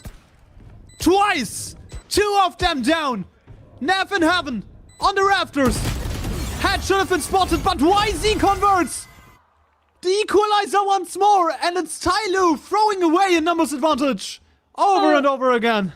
It's really just Neff doing a dance in heaven so YZ can creep closer and closer and convert the 3rd kill of the round. The damage he's been doing from that garage position is certainly putting BLG back into a position where they can win the round after getting this double entry from Rusha in mid. It looked like it could be a lot easier than that. In the end, a great recovery from YZ to get the round over the finish line. So the economy slightly stabilized for BLG. We see an outlaw and an operator.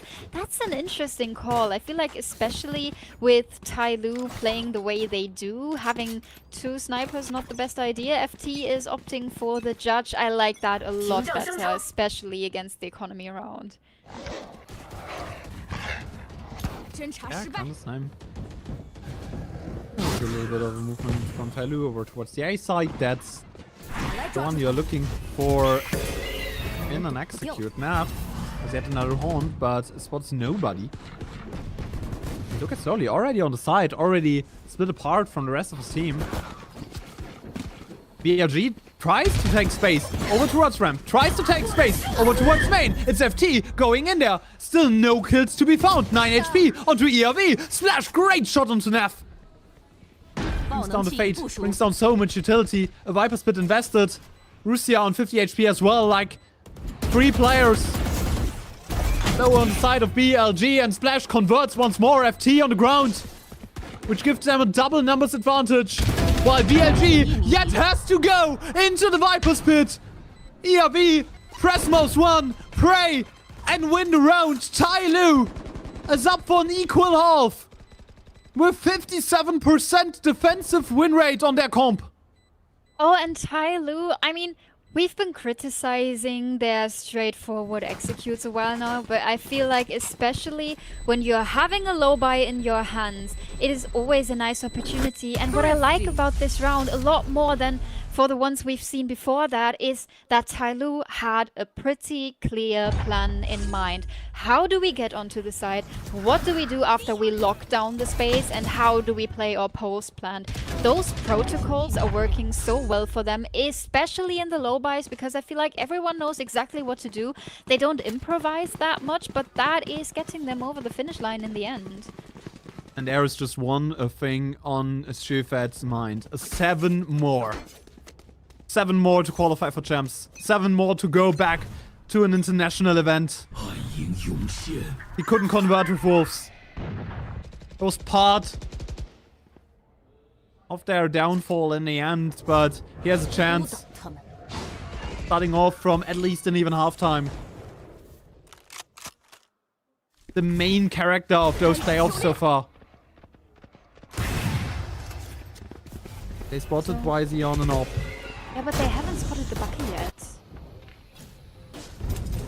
Definitely not the best timing for FT found, so he has to back away. Execute towards the A side, found with Splash taking Rusha down, and now the reinforcement is down. maybe just a bit too late.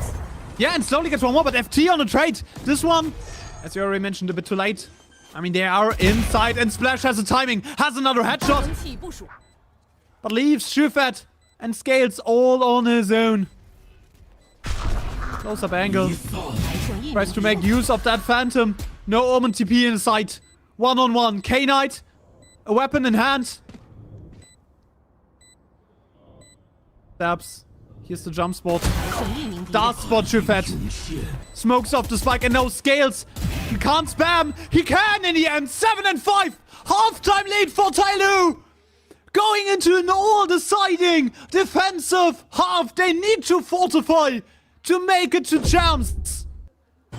Oh, so much work to do, but again, it is BLG really isolating the fights for TYL, putting that Omen ult onto the side.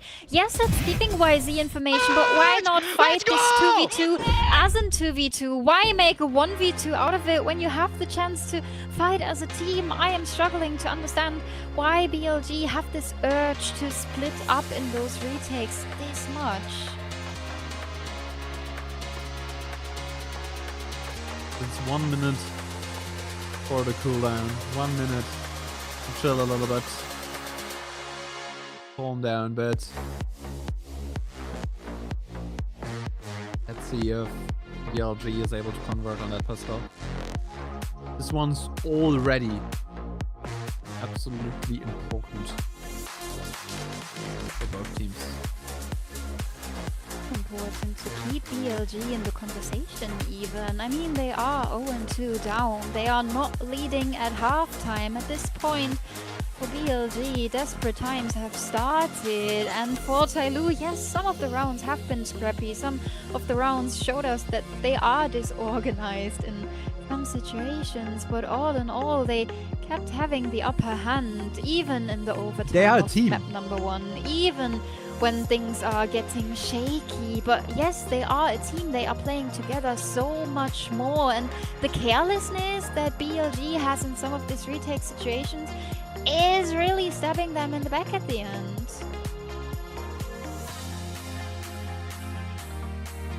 Beyond that, I mean, TYL is a team.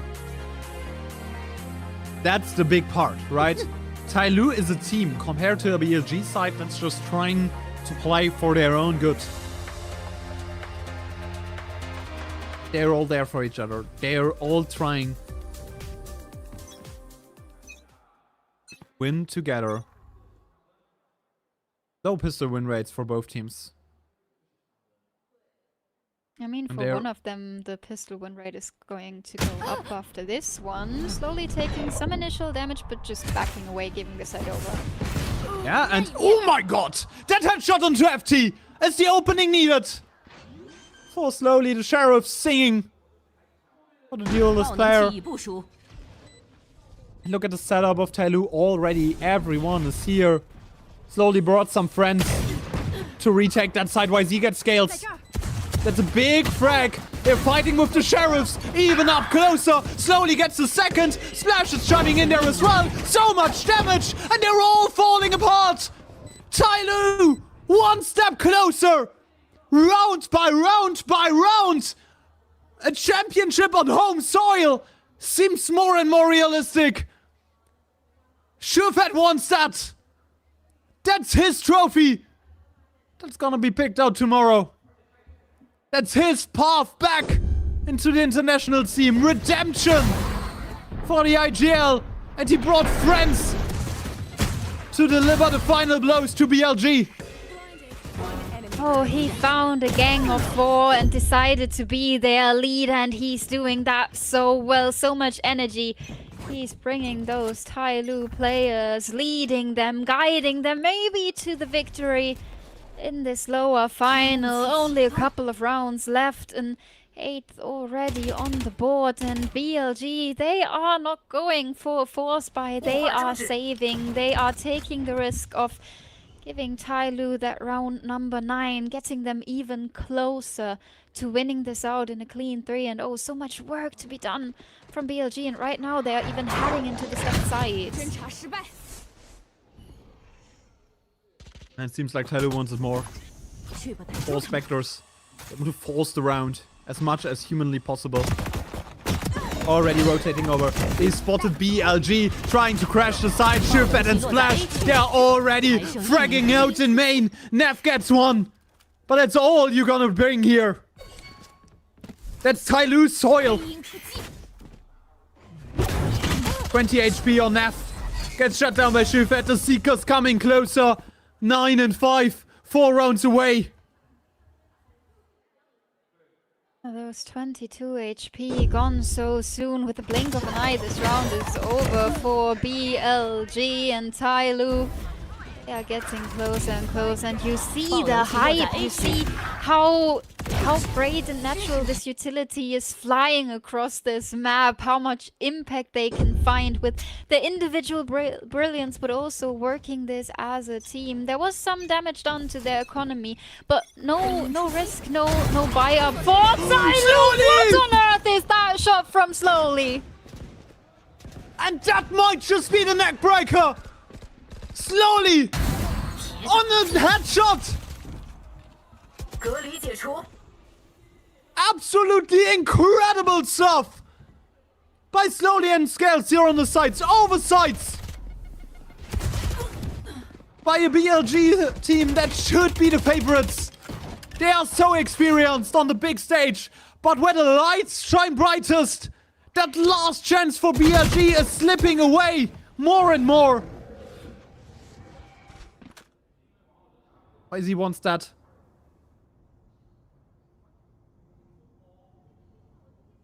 Certain where to go. I mean, they have a heaven space, yes, but what to do with that? Vance is an Slowly's behind option.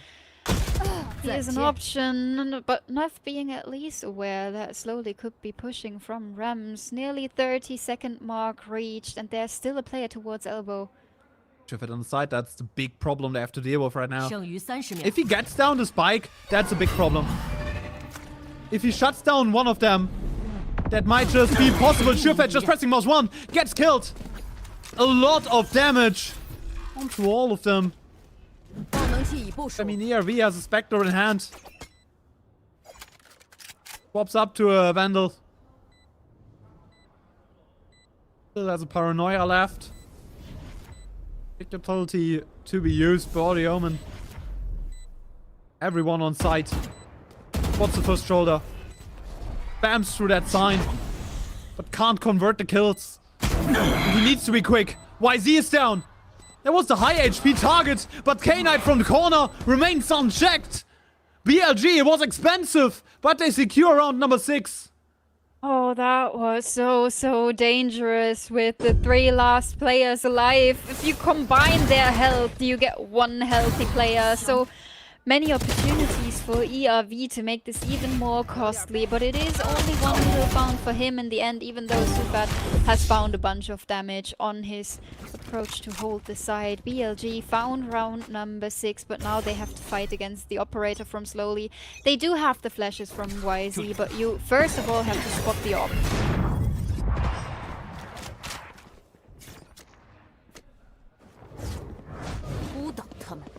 One shot already heard.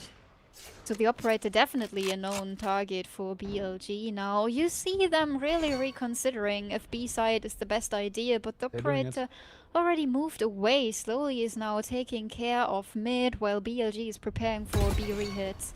Yeah, Shifet the anchor. On that side, frozen and Trailblazer there as well. Good information. Good targeting. But YZ remains unnoticed. Scales on the late trade. Has an awful lot to do, but gets 2 on the execute. You don't get on site of losing the most important and crucial pieces. Scales gets checked, but Splash on the trade has a showstopper ready. Gets a kill. 还剩1名敌人 Brings ERV to a 1-on-1. Crucial round for BLG. Crucial 1-on-1 to win. F is moving away, but he can't be sure. He can't be certain that ERV is just staying in place. 剩余30秒 Both moving back over to that A side. ERV is looking for steps, is looking for something. Any information is valuable right now. And once Nev drops here, should be in the clear. He should know. 剩余10秒 爆能 Flag 器已 is 部 gonna 署 go down. ERV And have such a crucial one-on-one. Big implications for both teams. BLG can get back into that map if they win that round. And on the other side for TYL, it will be the neck breaker. But BLG survives. BLG still alive, not out of this one. They want to be the representative on home soil. They want to bring it home. They are fighting so hard for it. I mean, TYL, they had lovely utility in this round. The snakebite towards that choke point, the showstopper invested, but in the end it doesn't matter. In the end it is a 1v1 for Neff to win. He's so certain that ERV is not close, having the knife out and trying to find more space, trying to find a nice angle and catching ERV off guard in the end. Now it is an economy round, but we've seen how dangerous Lowly can be with the Sheriff in hand. Yeah, and they need some damage at least. Prob's going up, but they're not taking the ult orb, which does not give away their position in a moment like this. Falling from him, but now they're hearing utility. YZ is scaling up slowly into the loving and embracing grasp of TYL's jet. There's a headshot once more. Still full life. No shield. And I don't know. Paranoia tries to get something going. Lucia also scaling up towards Rams. They're even investing a Nightfall into this one. FT at least finds Splash. Finds a second as well. Those Nightfalls might bring this one back. K-Knight. Big frags. Scales on the side. Has a gun in hand. But can he convert? 1 versus 3 situation. Gets a backside player. Makes this one doable if he finds one. Heaven. But the damage is all they get. 9 and 8. BLG coming closer and closer to that map. Oh, I've seen Scales on the Viper doing crazy stuff, especially on Split, but this time around he cannot make it happen. Still a lot of damage considering how low the economy was, how little the guns were that TYL brought into this round. The Nightfall invested for BLG that is not available for this full buy versus full buy round, and Seekers are coming up for Sufat, so a retake definitely a possibility for them. BLG sending in YZ to get some information. What is going on that B side? Who are we facing? A lovely Paranoia to push the TYL players back, but maybe this is just gonna be a 5v5 retake. Yeah, but ERV gets one. FT chimes in there on low HP, brings down even more. 2 versus 4. TYL in an unmanned situation once more. Magic needed by Slowly. Magic needed by Shufat.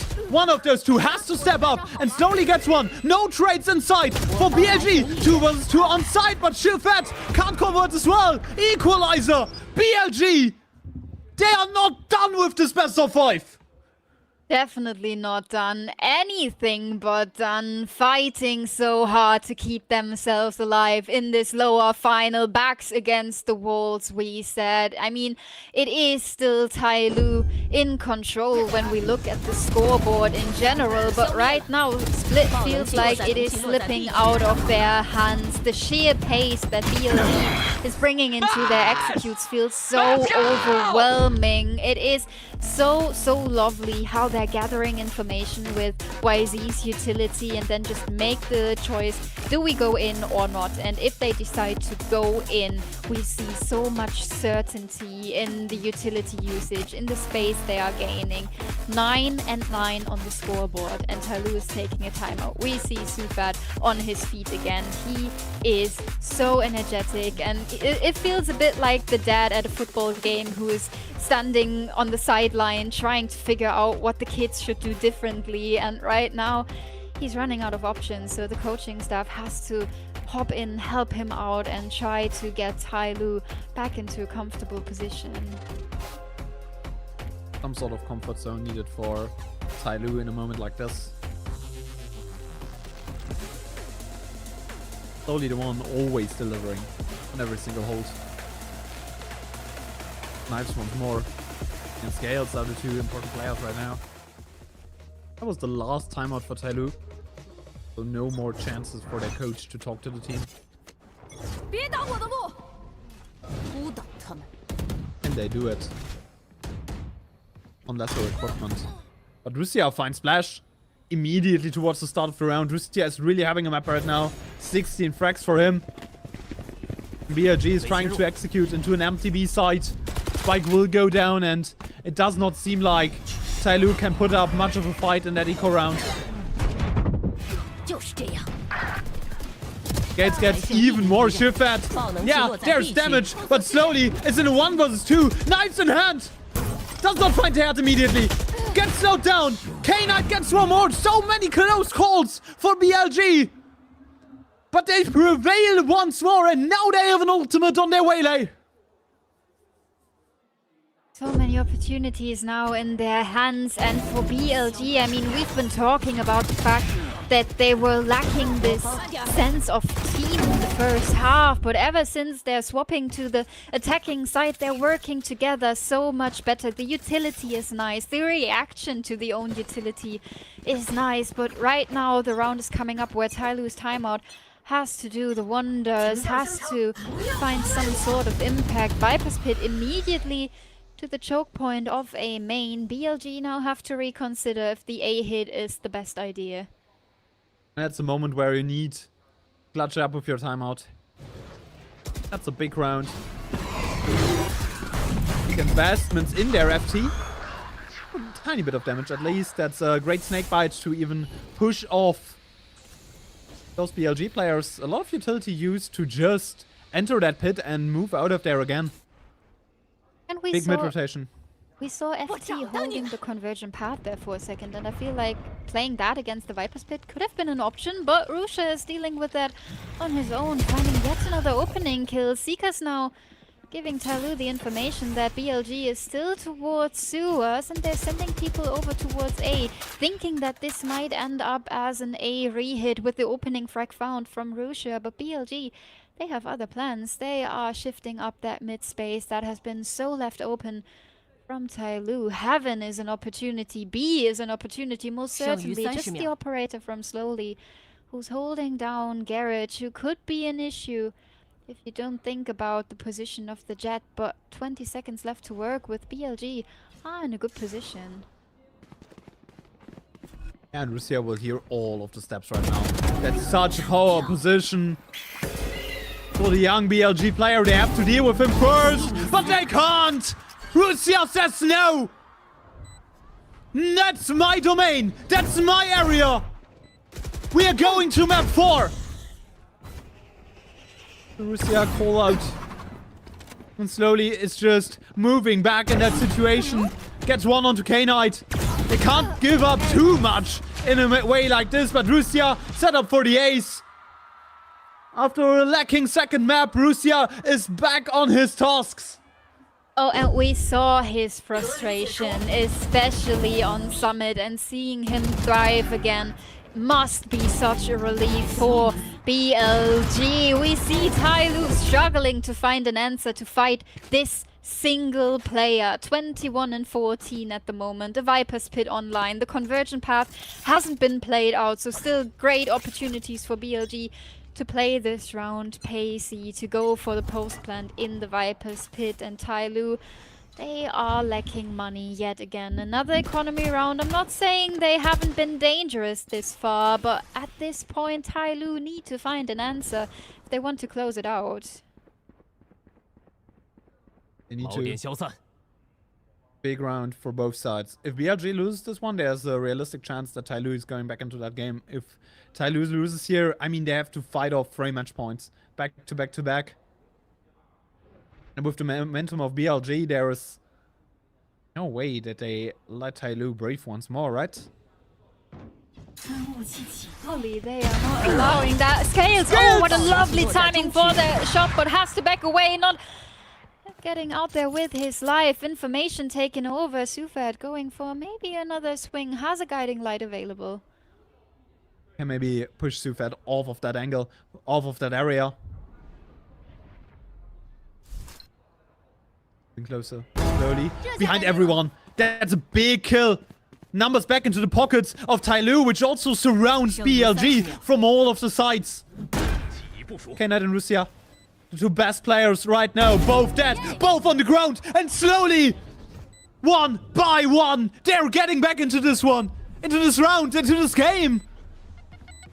Such a crucial win for BLG that they had to convert. Waylay ultimate in play. FT is trying to dash in, but falls into the hands of Splash. Just YZ in heaven.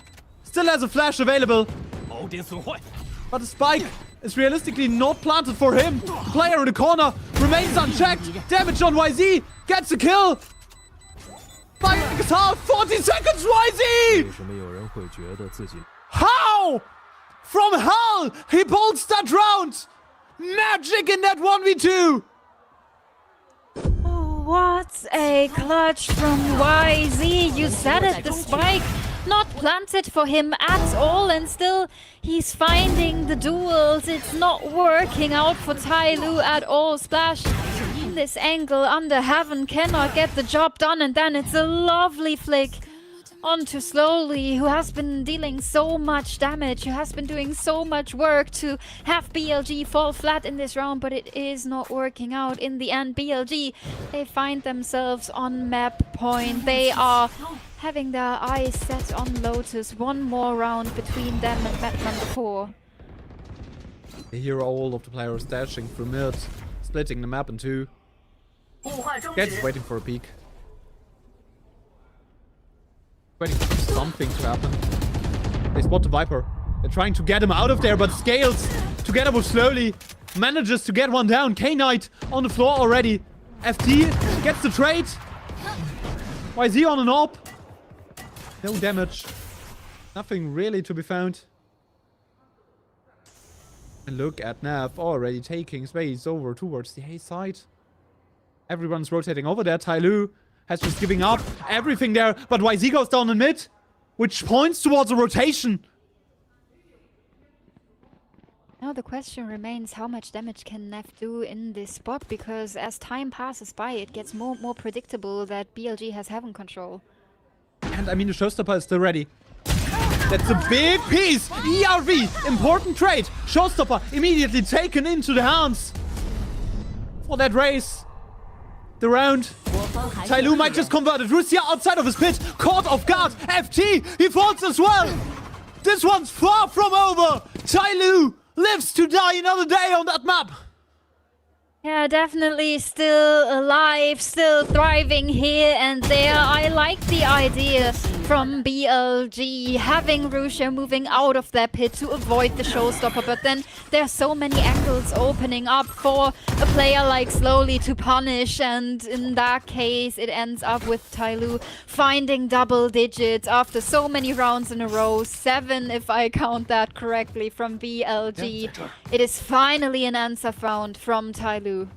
That's it. This round is the big one, the important one for BLG. Look at the money. You can't buy up another AWP.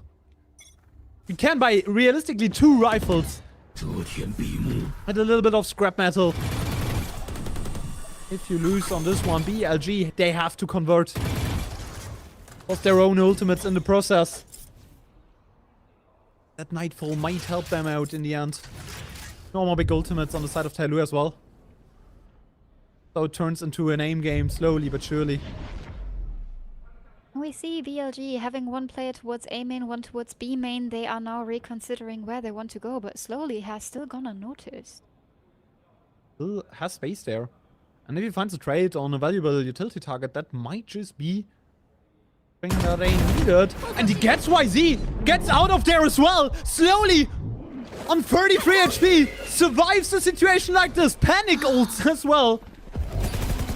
Oh, with the heal up from the sky this round, all of a sudden, makes a lot more sense. K-Knight finds Shifet. Not the biggest moment for the IGL, but slowly falling down might bring this round over into the hands of BLG in a 2v4. TYL, it would have been magic by ERV to bring this one back. 1v2. This one is still doable. 18 seconds to go. There still has to be a plant. And during that time, ERV might be able to isolate a fight there with K-Knight. In the backside, ERV brings himself into a 1v1. ERV! How? How do you bring it in a 1v4? And that might just be the moment that broke BLG down. One more for overtime. I have been talking about the fact that this TYL roster just feels unfair and sometimes having so much individual greatness, having a player like ERV who is so clutch and then he's making these rounds happening. I have my jaw dropped to the floor with what I'm seeing here, the ability from ERV in these situations, staying so clear in his head, having such great awareness for the opportunities where BLG can move and which areas are pretty sure for him to work in. It's just insane. And so we have 12-11 on the board. BLG forced to take another timeout. You see them getting uncomfortable on the server right here, right now. And TYL, I mean, they have been pressured so much. The utility on the entry from BLG has been lovely. The TP into the backside in combination with the Waylay Saturate. Then the Haunt coming in the perfect time for Slowly to miss all his knife shots and get BLG onto the side. But BLG, oh man, they haven't made their ideas with ERV in mind. And how could you even guess that he can make a round like this happen again and again and again? Not repeatable like this. Cannot count on more clutches by someone like ERV. But the economy side looks better for TYL. 3 in a row needed to survive. And afterwards, it would just be an overtime win.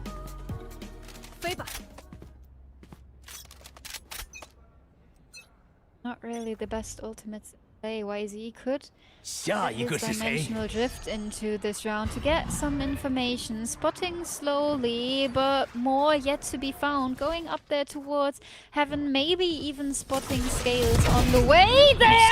Can't TP out! No time to get out of there. Splash gets one more. FT! They're trying to crash into Heaven, but they might just have done it! TYL! If FT can't convert, we're going to overtime! All of the rounds in that matchup are needed! TYL brought it back! Overtime might just be the one that they needed as the first map! So it goes on the third one! Oh, what is going on? It feels like BLG in this round, they were just overwhelmed by the sheer presence of the TYL players. We see FT being completely caught off guard by the positioning from Scales that has been known for so long. I mean, it's getting chaotic on the server, and we talked about the nerfs might being an issue here. BLG, usually the team with more experience on the bigger stage. But at this point, TYL, oh, they are back in the driving seat. Yeah, now it's TYL's game to lose. Looking at the mentality of those two teams, after BLG lost that hard on Summit, after they showed so much tilt there, that's TYL's game to lose. Breaking that streak at 1v4 of ERV. If TYL is winning champs, that's the moment. The moment for their team. Splash! Through the smoke! The Trailblazer sets them up for success! The opening that they needed. ERV in main already. K-Knight haven't spotted the cross. Might just not be aware for that.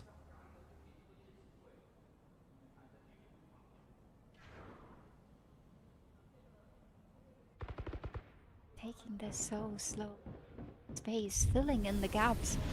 The BLG is leaving open. They have some time to work with, but with the guiding light towards B Heaven, I feel like K-Knight knows he's under pressure now. But Scales get Russia in mid. This opens up even more space. Yeah, it's a kill for K-Knight. Enables them to get B main control, but it's a full rotation over to the A side if TYL wants that. They are scaling up alley. So much space taken over. Waiting for K-Knight to make a move. 20 seconds to go. This might just be a very risky call. Look where the spike is going. But Slowly is right behind Neff. And nobody's looking at him. 12 seconds to go. K-Knight has full side control right now. What is TYL doing? Why are they not planting the spike? Shifet, you need to be fast, but nobody covers the IGL. Spike goes down. But numbers thrown away by TYL. Slowly, just now. Brings those back, 3 bullets in his gun. Spots the player up heaven and holds him there. No overpeaks by TYL right now, and slowly the savior once more. FT on the side, drops from the boxes, isolates those 1v1s, but scales, gives us champs point for TYL.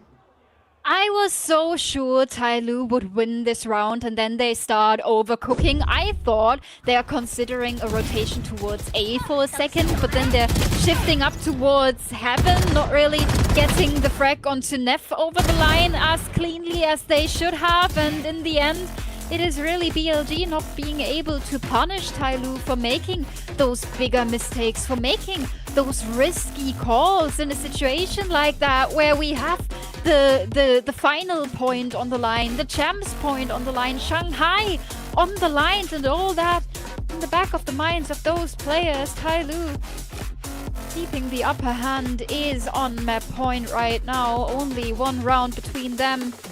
A big dream, the grand final against JDG, and for BLG would have been the first time in a while where they cannot lock in for the international event. Probably last timeout pulled from BLG to secure this round, to send us to another overtime, to keep the team in the fight, but we will see how effective that is. It is giving TYL an opportunity to talk as well. You always have to consider that, keep that in mind. We see the operator online for YZ, glass cannon in the overtime. TYL not going for that gun. They want to stay a bit more flexible in the way they are defending this map. It might just be a very fast B execute from the BLG side. Look at all of the 4-stack players trying to get in there. That AWP for YZ is so impactful. Has started so many rounds. Players are going in there as well, but at least 2 players from the BLG side, which pulls 1 rotation over from the heavens. Hello is trying to set up perfectly the one-way. Shufet spots YZ. That's big damage on the operator.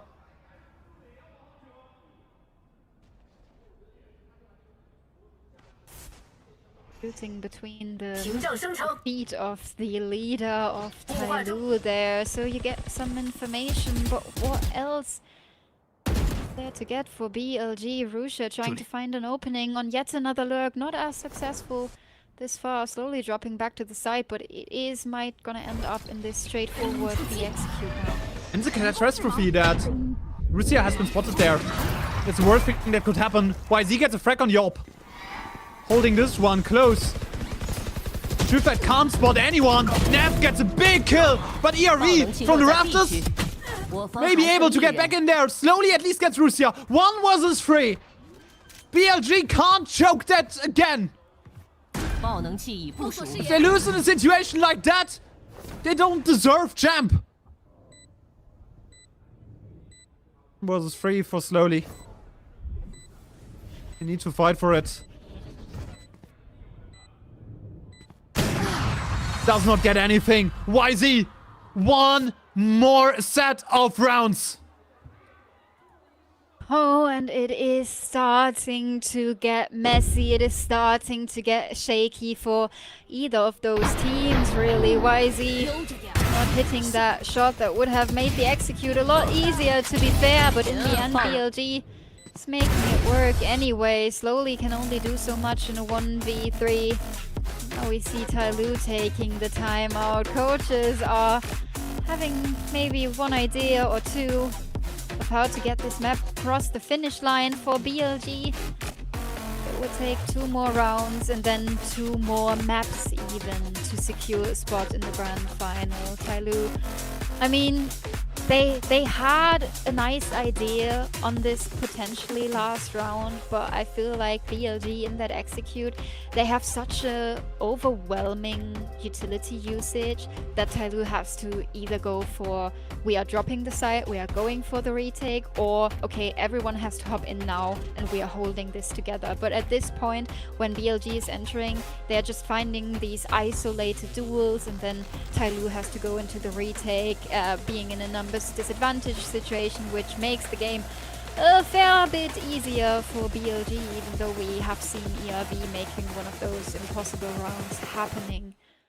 for TYL. How often can you repeat those? How often can you stay alive? Is a question that both teams have to ask themselves at this point. It is the second overtime, and it is yet again a chance for either of those teams to close it out.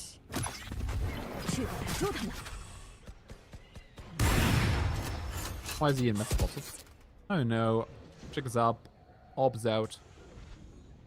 Full of info for TYL early on in the round. They pivot over towards the A side a little bit more. But it seems like slowly he still wants to take the fight towards YZ in middle. But yeah, that's gonna be a very straightforward A execute, it feels like.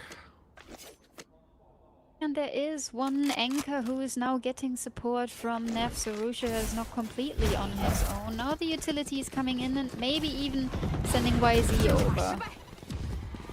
That's a lot of pressure provided over by the BLG side. YZ up there in heaven, but Splash gets the first frag. Gets the first blood. YZ shut down! No time to teleport! TYL just overran that side hold. Russia, 23 HP on the side, survives this one. But can he convert? K-Knight caught off guard by TYL, all jumping into vents. Wasn't aware that the heaven space is so dire for them.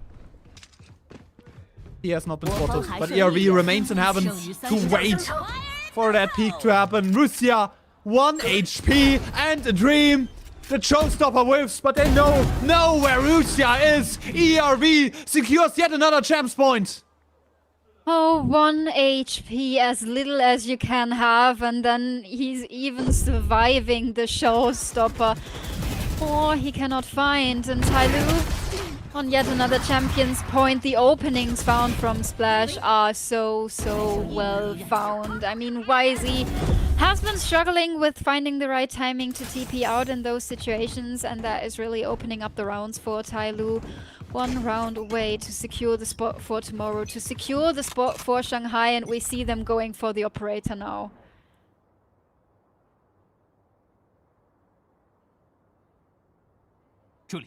Yeah, the big guanos. So slowly. Into the side around. And they do it. That's such a huge implication. That AWP remains unchecked for long enough. Might be the surprise TYL needs.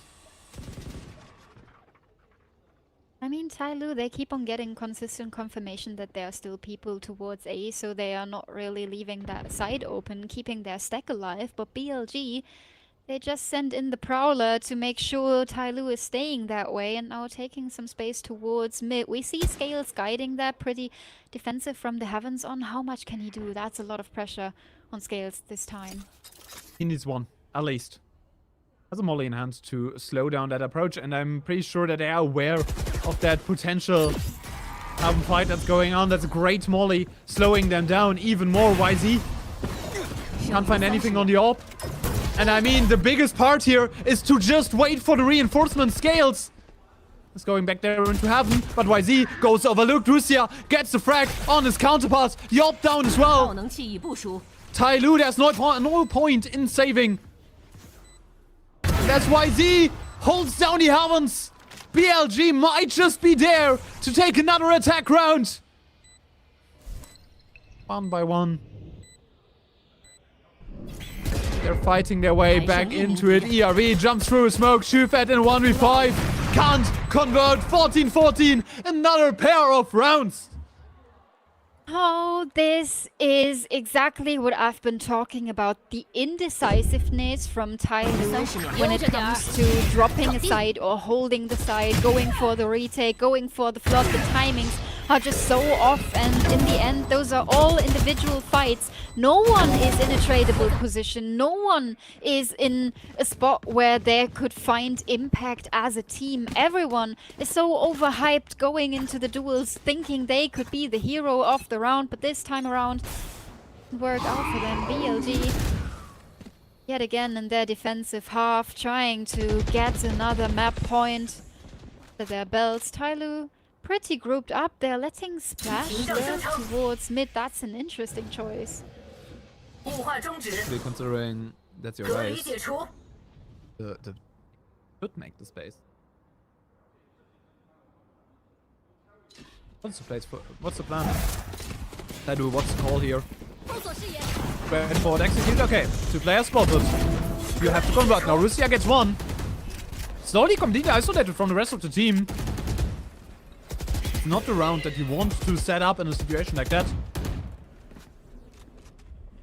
Gates 10 bullets on the side, tucked into a corner.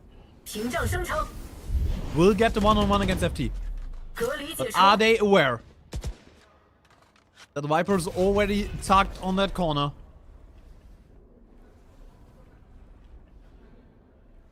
Interesting. Omen Smoke extends the time scales. Can stay in that corner. 剩余30秒，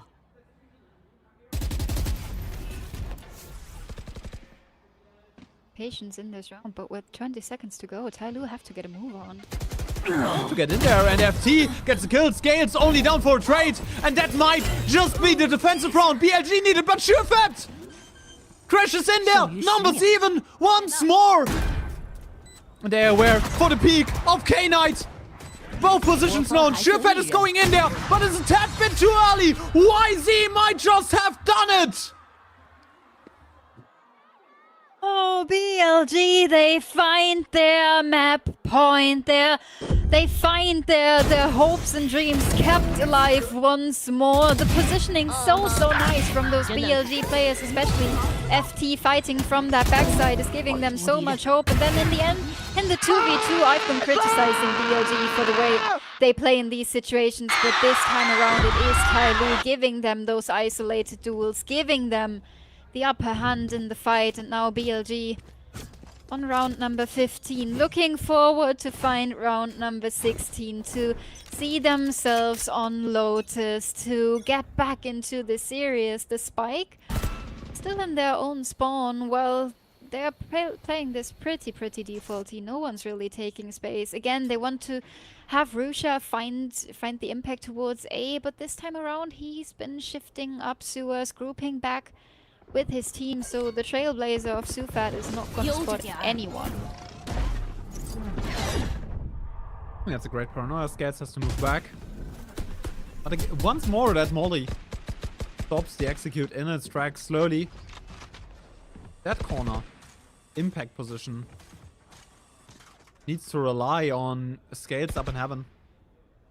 Oh, there's also some support for the main area. Like, that's a very great behold, but Slowly does not like what he's seeing there. I'm pretty sure, but Splash gets the kill onto FT. It's once more the trades coming in here slowly, and Splash. The two players they need to step up. Do it in a moment. Scales is down. Yes, that's your Viper gone. But Russia is there as well. YZ not in a scope. 2 versus 4. K-Knight and Nev, the two remaining players. Before we go to another overtime. Can they do it? Can they clutch up? And as they're trying to enter heaven, slowly is ready for exactly that play. Nev has been spotted. Nev on his own, and ERV shuts them down to give us another pair of rounds. Overtime number 4 on the horizons. Oh, I do enjoy K-Knight's positioning in that 2v4, keeping up to heaven to give his team a bit more space to work with, but in the end, he can't really find that much impact. Slowly either heard the TP or was just too ready for it anyway, and with that, we have the 15 and 15 on the scoreboard even again, and we see both of these teams considering every time, do we put the operator in here or not? And for YZ, it's always the answer yes at the end of the day. Playing this glass cannon again, trying to find his impact with the big gun. This time around, position towards A ram, not finding anyone because TYL is completely grouped up towards mid and B. 18 and 16 is the longest game in VCT. So, you know, we might be on record pace here. K-Knight gets one more. Skates and Splash crashing in there as well. It's all about the trades. And it's all about Scales. Finding pressure. Russia. Down on the floor. ERV. Brings down even more. More match points for TYL. More champs points for TYL. If YZ can't convert on that 1v3. Manages to isolate one. But has no clue where the rest of TYL is. And Scales is the one finding that last frag. Shufet hyping up the rest of his team. They look exhausted on that stage. But I think that goes for both sides. Considering that there are potentially 2 more maps coming up, this is not the right time to be exhausted. This is not the right time to get sleepy and tired. This is the time where you have to come alive, where you have to feel the energy. Certainly, this is a map you won't forget as a player this fast. And now TYL, they are on their point again. Map, match, champions, everything on the line once again. You see them going for a bit of space. Look at the position from Splash. Securing ramp. This could open up a lot of rotations for TYL. And they're already going over. It's a commitment for TYL to go over towards the B side after spotting nobody on ramps.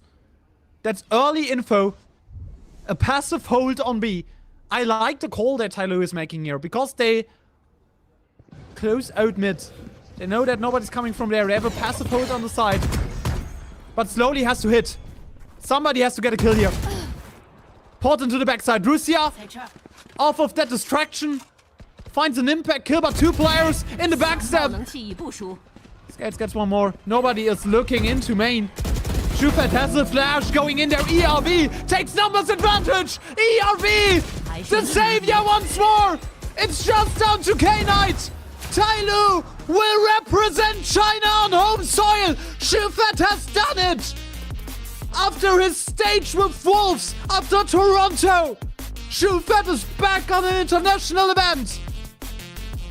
Oh, and you can see what this is meaning to the players. So much pressure falling off their shoulders, off their heavy hearts. Finally, TYL has made it a devastating moment for BLG, who fought so hard. 2 OTs in this series, one of them getting so close again and again, but this time they cannot make it work. This time they will miss out on the international stage. Look how much it means to them. Look how much it means to Shufet. He's going to champs. Everybody knows he's one of the best IGLs in China. Now it's time to prove that on the big stage. And he also can win his first China split. Like for Shufet, this is so important. This is so big. Tomorrow in a best of 5 against JDG. But he manages to get back to an international event, representing his country, representing his people, his team on home soil, showing everyone that VCT China can hang with the best in the world. And it's all on Shufet. With everything that was on the line today, this feels so huge for TYL. This hasn't been the grand final. That is coming up tomorrow. But look at those players. They must feel so amazing. And Shufet, you mentioned him again and again. Oh, he's gonna be so glad to get another opportunity to show not only China, but the world what he is made of. What he's capable of. You see him crying on the stage. That emotion overcoming him in the moment where they qualified. Look how much it means to those players. Everybody knew that he is capable of doing it again. Again and again. Qualifying for the international competition. Qualifying for the biggest games in China. On home soil he did it. And Shanghai will be the way for Shufet. Tomorrow he can prove everyone that he's the best in China. And in a few weeks time he can prove that he is one of the best in the world.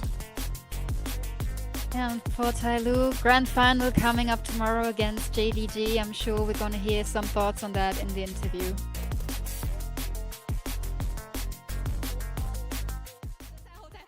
恭喜你小肥，要去到上海冠军赛了。距离上一个世界赛已经过去了420。It's been 426 days since you've gone to international. 天路去到冠军赛是一种。Yeah, how's it feel right now? 是一个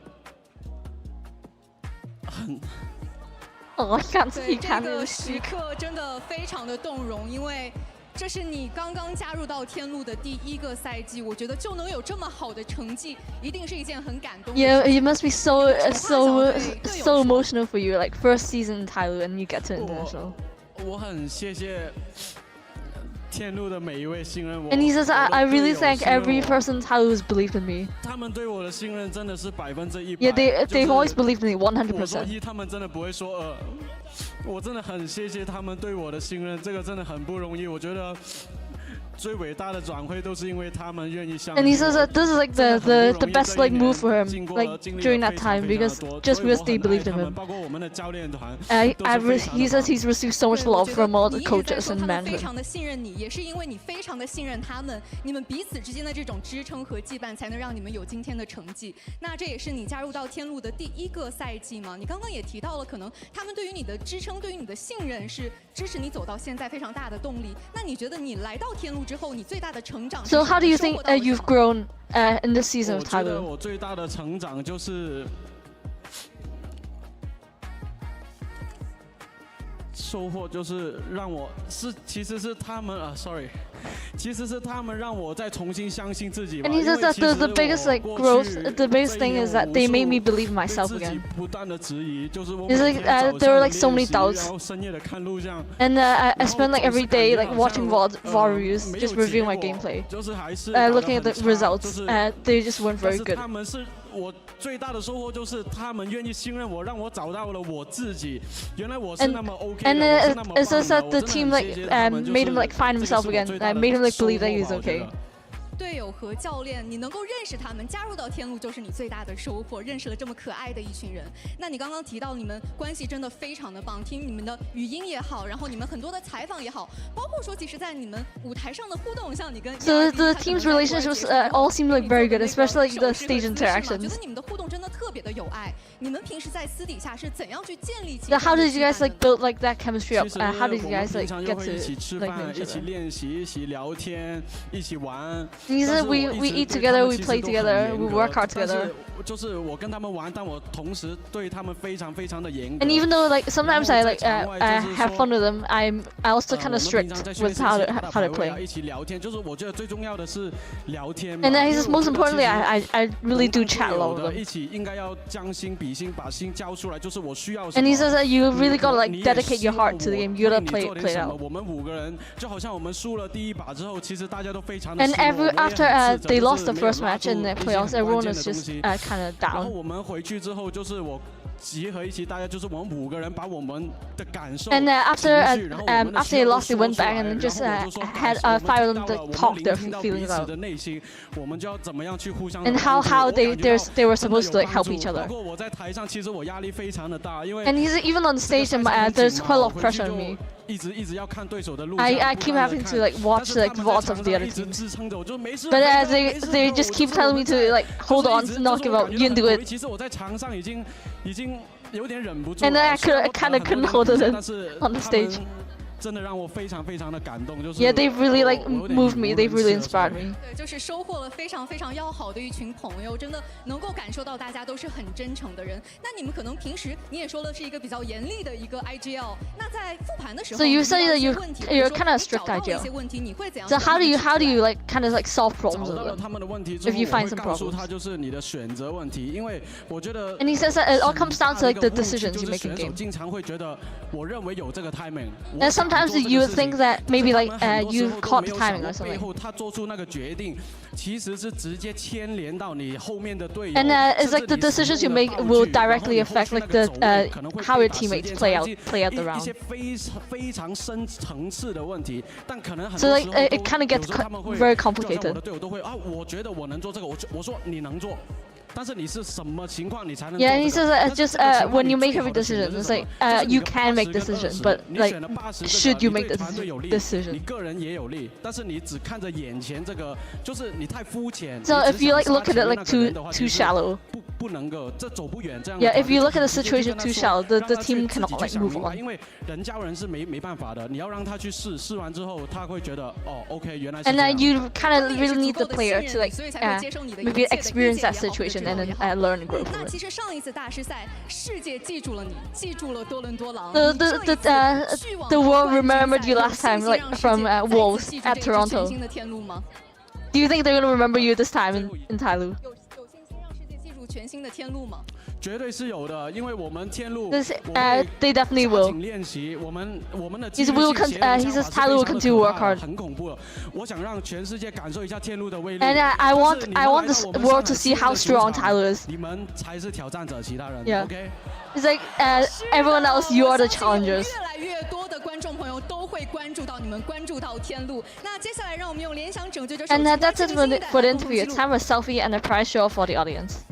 4、3、2、1，签字。再一次恭喜小肥。那我们本场呢也是为 Thank 我们 you 的 very much, Vidos, for translating this one. The crowd is crying, Strufet is crying, Vidos is crying, everyone is crying because like that emotional moment before that TYL aside, and especially for Strufet, who is one of the most popular players in China, obviously, and someone that you want to see at international events. I love to see emotion like this for a player that, you know, worked his entire life to go there. I worked for like 400 days, like since Toronto, where he last qualified to an international event, where last Wolves had such a great showing, and Strufet with TYL in his first split there. He makes it happen. The magic coming in there, and in the end, it's just such a deserved victory for that TYL side. I mean, he had to be resurrected by his team after Summit. He didn't know what was coming. This split was intense, but it is ending up with TYL having a flawless lower bracket run this far, going 2-0 against All Gamers, 2-0 against Nova, and now 3-0 against BLG to qualify for the grand final tomorrow. That is a lot of Valorant in very, very little time that TYL has to play, and this far they played it pretty flawlessly. Some little mistakes on the way there, but in the end the results are always speaking for them, giving them confidence, and you see that in the interview where Sufat has been saying everyone else is the challenger now. We are in a very, very great position. Yeah, and I mean, they can win tomorrow against JE Gaming, but I think the most important game for Strufet today was today, right? He wanted to go back to an international event, winning champs, that's the goal. Winning China is just a stepstone on that path. Gives you a better seat and in the draw later on. So in general, I think he wants to win that one tomorrow. Like winning a China split is something to look out for, and something that is important for a persona like Strufet. Never won one. That would be a big moment for Strufet. On the other hand, BLG, they will ask themselves in the off-season, what can we change? Didn't go to an international event really this year, and I don't know, their successes were so limited in everything that they have done.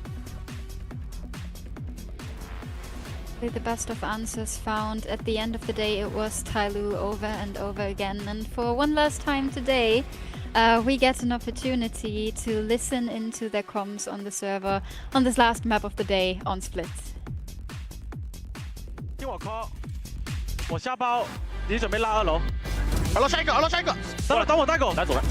Nice！ 我一个中卫，我一个输分。好，我没事，打场，没事，兄弟们有我在好吗？我兜住，好吧？我在我 ，nice 啊，我来兜 ，nice 啊。我先接到上面，转屁股，2楼有一个。有一个顺利。跟他再分小智，安全包。小智深呼吸，不紧张。你们去打。好，咱们该到了。我哈平。8点，耐心。2打2，不知道。2打1，小燕1，小燕1。我换位置。2楼的。我有8点黑，我挂掉左边那下。中路会有人。2楼先3，2了，他下去了。等我第2了下来。还有2个金香，我去了，来去吧。我们2个都在，我们一滴血。1滴血。3、2上，我该的。胆大，一起打，还是慢慢走吧。我那边去哪？左边黑了。我对，我会跑上。3、2，来，还行。喂，等，我队友了，下，我队嘞。nice， 成功了，加油！我们能翻 ，Let's go， 慢慢来，不要急，大家。OK， nice，good job。真棒。1打1，6把。And in the end, it's always a reminder to Brave to play together, to play as a team. Yes, Scales is the MVP, but everyone had their moments in that matchup. I think singling out one of the TYL players seems unfair to the rest of that lineup. Yes, Scales in the end on top, 8 multifrags, which is also once more a stat to look out for. But, you know, TYL play as a team. They played as a unit, and that's what we also get from the voice comms, with them being like, hey, calm down, take deep breaths, play together, stick it as a team. And they won like that. And also, like, we always talk about Sufat hyping up his team, but we also have the team hyping up him. So everyone is equally supported on that team. We've been seeing some rounds where it feels like they forgot how to play as a team, and those were the rounds where BLG creeped closer and closer. But in the end, TYL, they found their way back. You said it is hard to spot an individual to really MVP this, and even though statistics say it scales, everyone on TYL really did their job. There has been this crucial ERV clutch to keep them in the map, to avoid going to Lotus, which definitely leads a lot of credit from the team.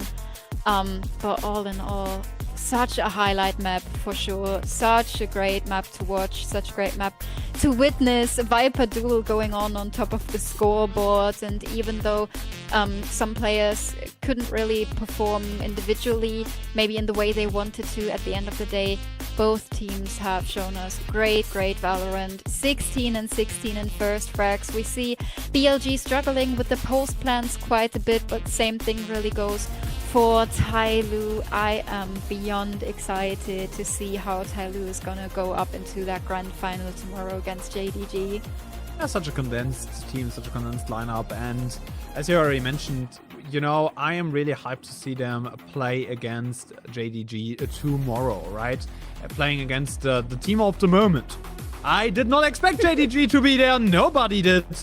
Probably, I don't know, you know, but that 3-0 for TYL, there was something more expected if you look at the entire split and the entire stage 2 thus far. I think TYL winning against BLG is something that we could expect from this matchup, but the way and the fashion that they did, that was something else, and the 3-0 was very impactful for that team in the end.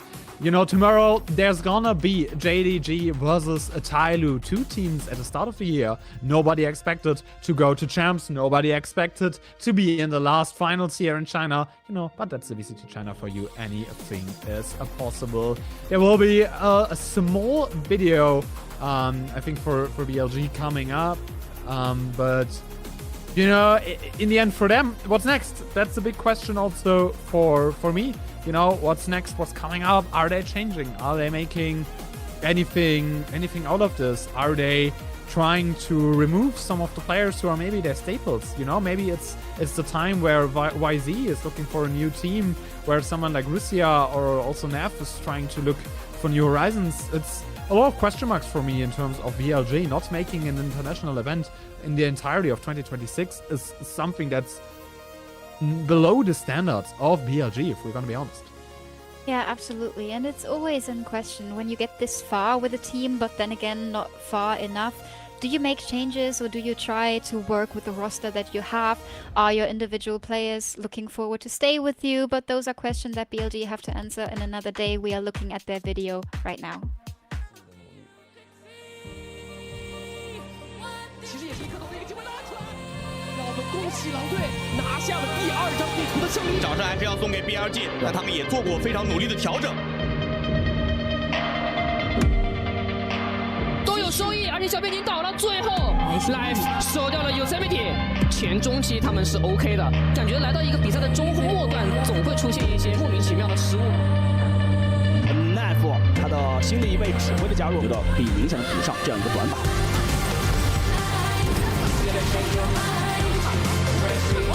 武器还来了，结束了 ！BLG 大比分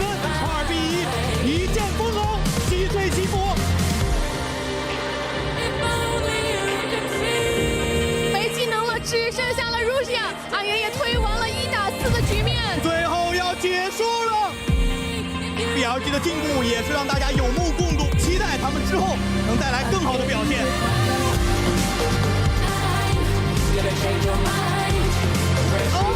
BLG 来卷地了，直接被打完了，而且还找到了对手的位置，留下一个 ace。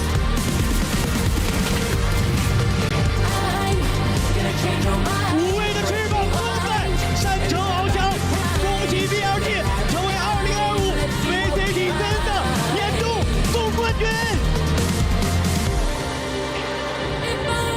依赖还在为了 BLG 能够晋级倾尽一切，面前佑哲的支架他过不来。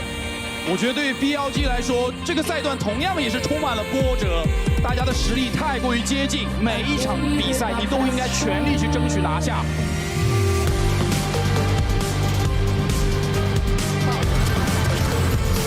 BLG 他们实现了自己的承诺。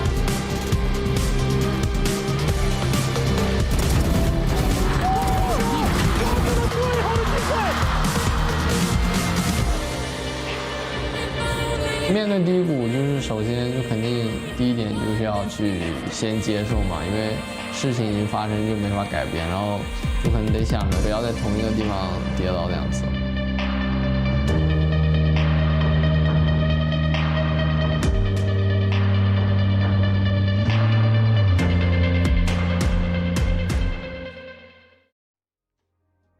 And with that, we say goodbye to BLG in the 2026 VCT China.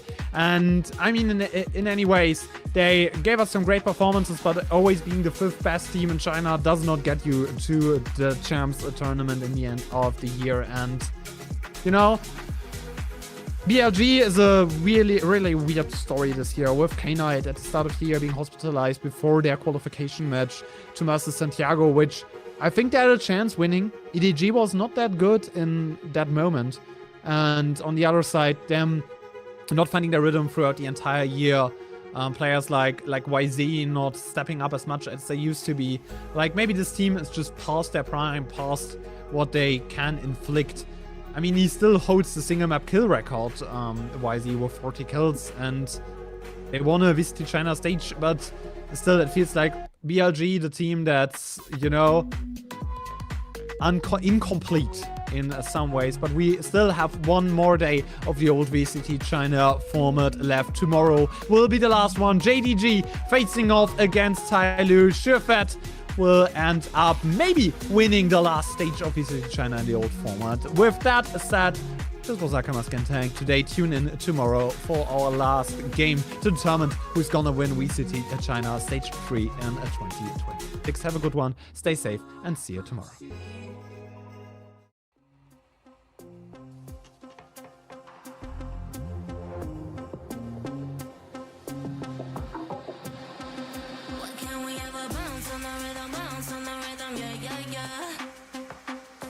Gotta make a move to me, baby, move to me, baby, yeah, yeah, yeah. Nah, you know me, I'm not wasting time. No secrets left to hide. You gotta show me love when you're ready, yeah, yeah, yeah. What can we ever bounce on the rhythm, yeah, yeah, yeah. You gotta make a move to me, baby, yeah, yeah, yeah. Nah, you know me, I'm not wasting time. No secrets left to hide. You gotta show me love when you're ready, yeah, yeah, yeah. Say yeah, yeah, yeah. Say, you know me, I got no time to waste. Type of energy that can't be replaced, no debate. We can take it back to my place. I can turn around, let me show you how it tastes, yeah. A baller, mind on the dollar. Swallowing the bottle while you're smoking on gelato. Now do you need some of that noodle? Just tell me that you're coming through.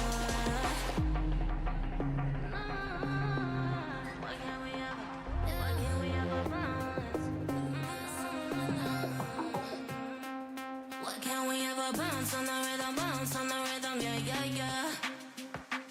You gotta make a move to me, baby, yeah, yeah, yeah. Nah, you know me, I'm not wasting time. No secrets left to hide. You gotta show me love when you're ready, yeah, yeah, yeah. never bounce on the rhythm, yeah, yeah, yeah. You gotta make a move to me, do that move to me, baby, yeah, yeah, yeah. You know me, I'm not wasting time. No secrets that to hide. You gotta show me love when you're ready, yeah, yeah, yeah.